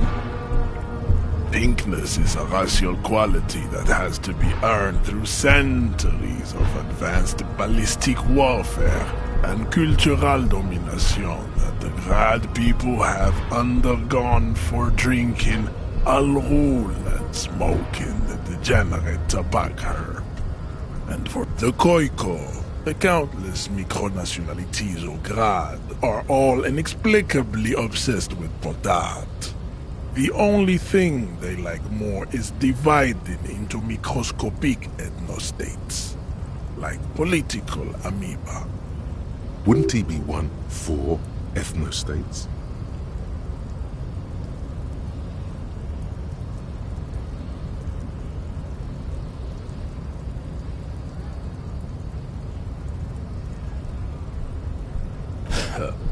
They are microscopic.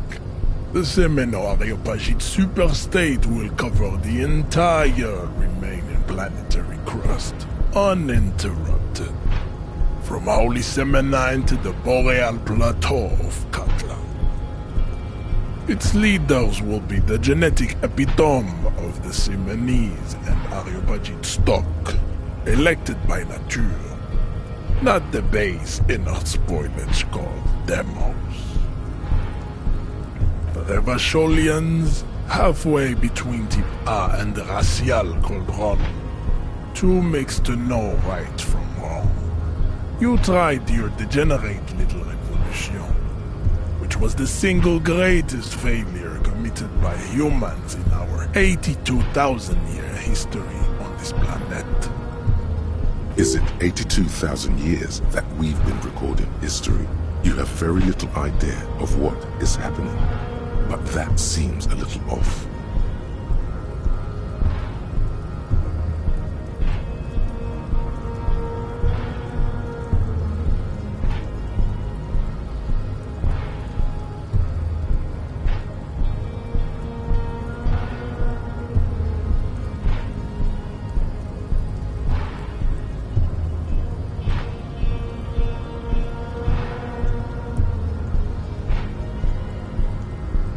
The revolution came to Ravachol from Grad. in Zara's-ridden potato carts. It is literally an illness. A prion disease that leaves the parietal and frontal lobe ridden with holes. A soft, sponge-like mass of dementia, hallucination, and paranoia. The revolution is fatal familial insomnia. A hereditary prion condition passed from the Koiko to the Occidentals. But not sexually. Probably through trade routes and potate acid, the prime component of the potato plant. Enough of Tibet mediocrity. Tips CF are a museum of failed chimeric experiments and tragic maladaptations. They are tortured creatures waiting to be put to sleep. Your morbid interest in them worries me. Lesser races like the mosquito, a grotesque mixture of a masked woman and a Seminese man. Only possible if the mother is masked and the father Seminese. The other way around, they fail to produce offspring. The mosquito is born sterile, like a donkey. All they have left is to ride customized motor carriages with hydraulic suspension, listening to aggressive El Mariachi music to vent their impotent despair. It seems unlikely that two human beings produce genetically sterile offspring.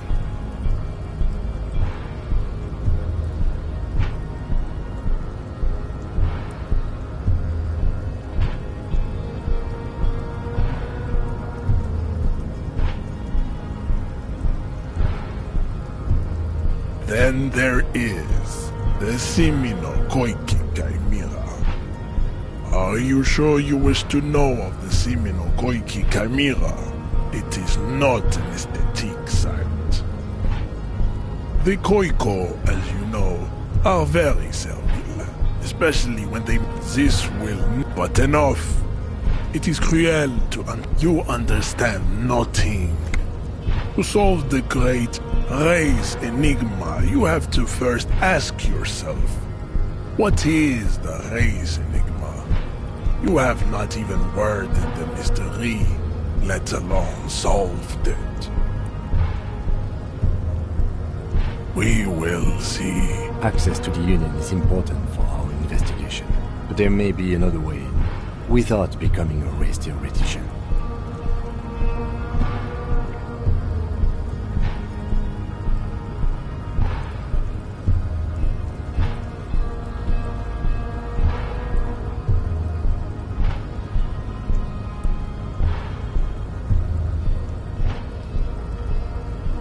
You need to internalize what you have heard here today, then return to me. This clarity does not come instantly. I cannot possibly imagine what else we have to discuss. The man looks at you, silent and unmoving. His eyes... You are not Santiago. Santiago is not you. Even the phrenically impaired can see this.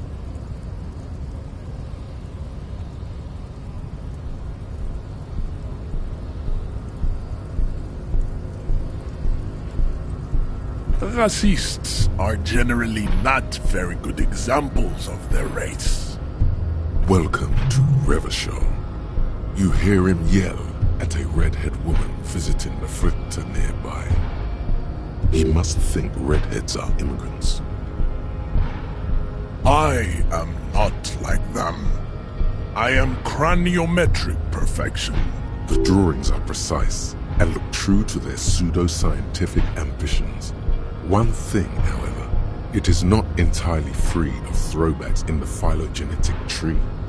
His large jaw, for example, could be a trait indicative of criminalism. Also, his earlobes could be small.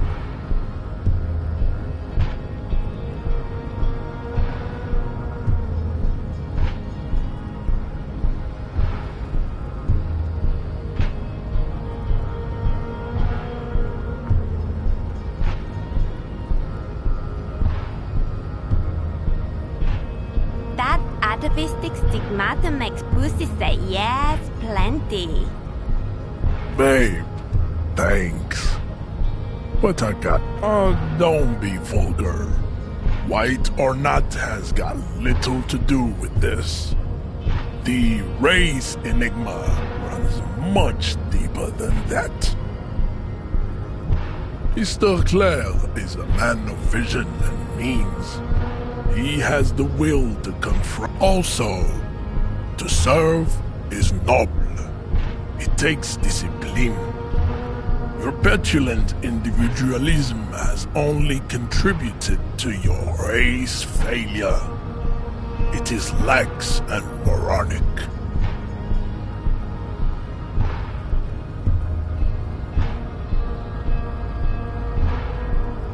Jam. Individualism. You have gotten these ideas from degenerate youth culture, have you not? You have picked them up from rock and roll songs? Rock and roll is moribund. Only Koikos listen to it anymore. I am not surprised you enjoy it so much. This has happened to many of the side products of the inevitable cultural victory of the Seminoles race. What you need is to come to terms with extinction and never getting into this harbor.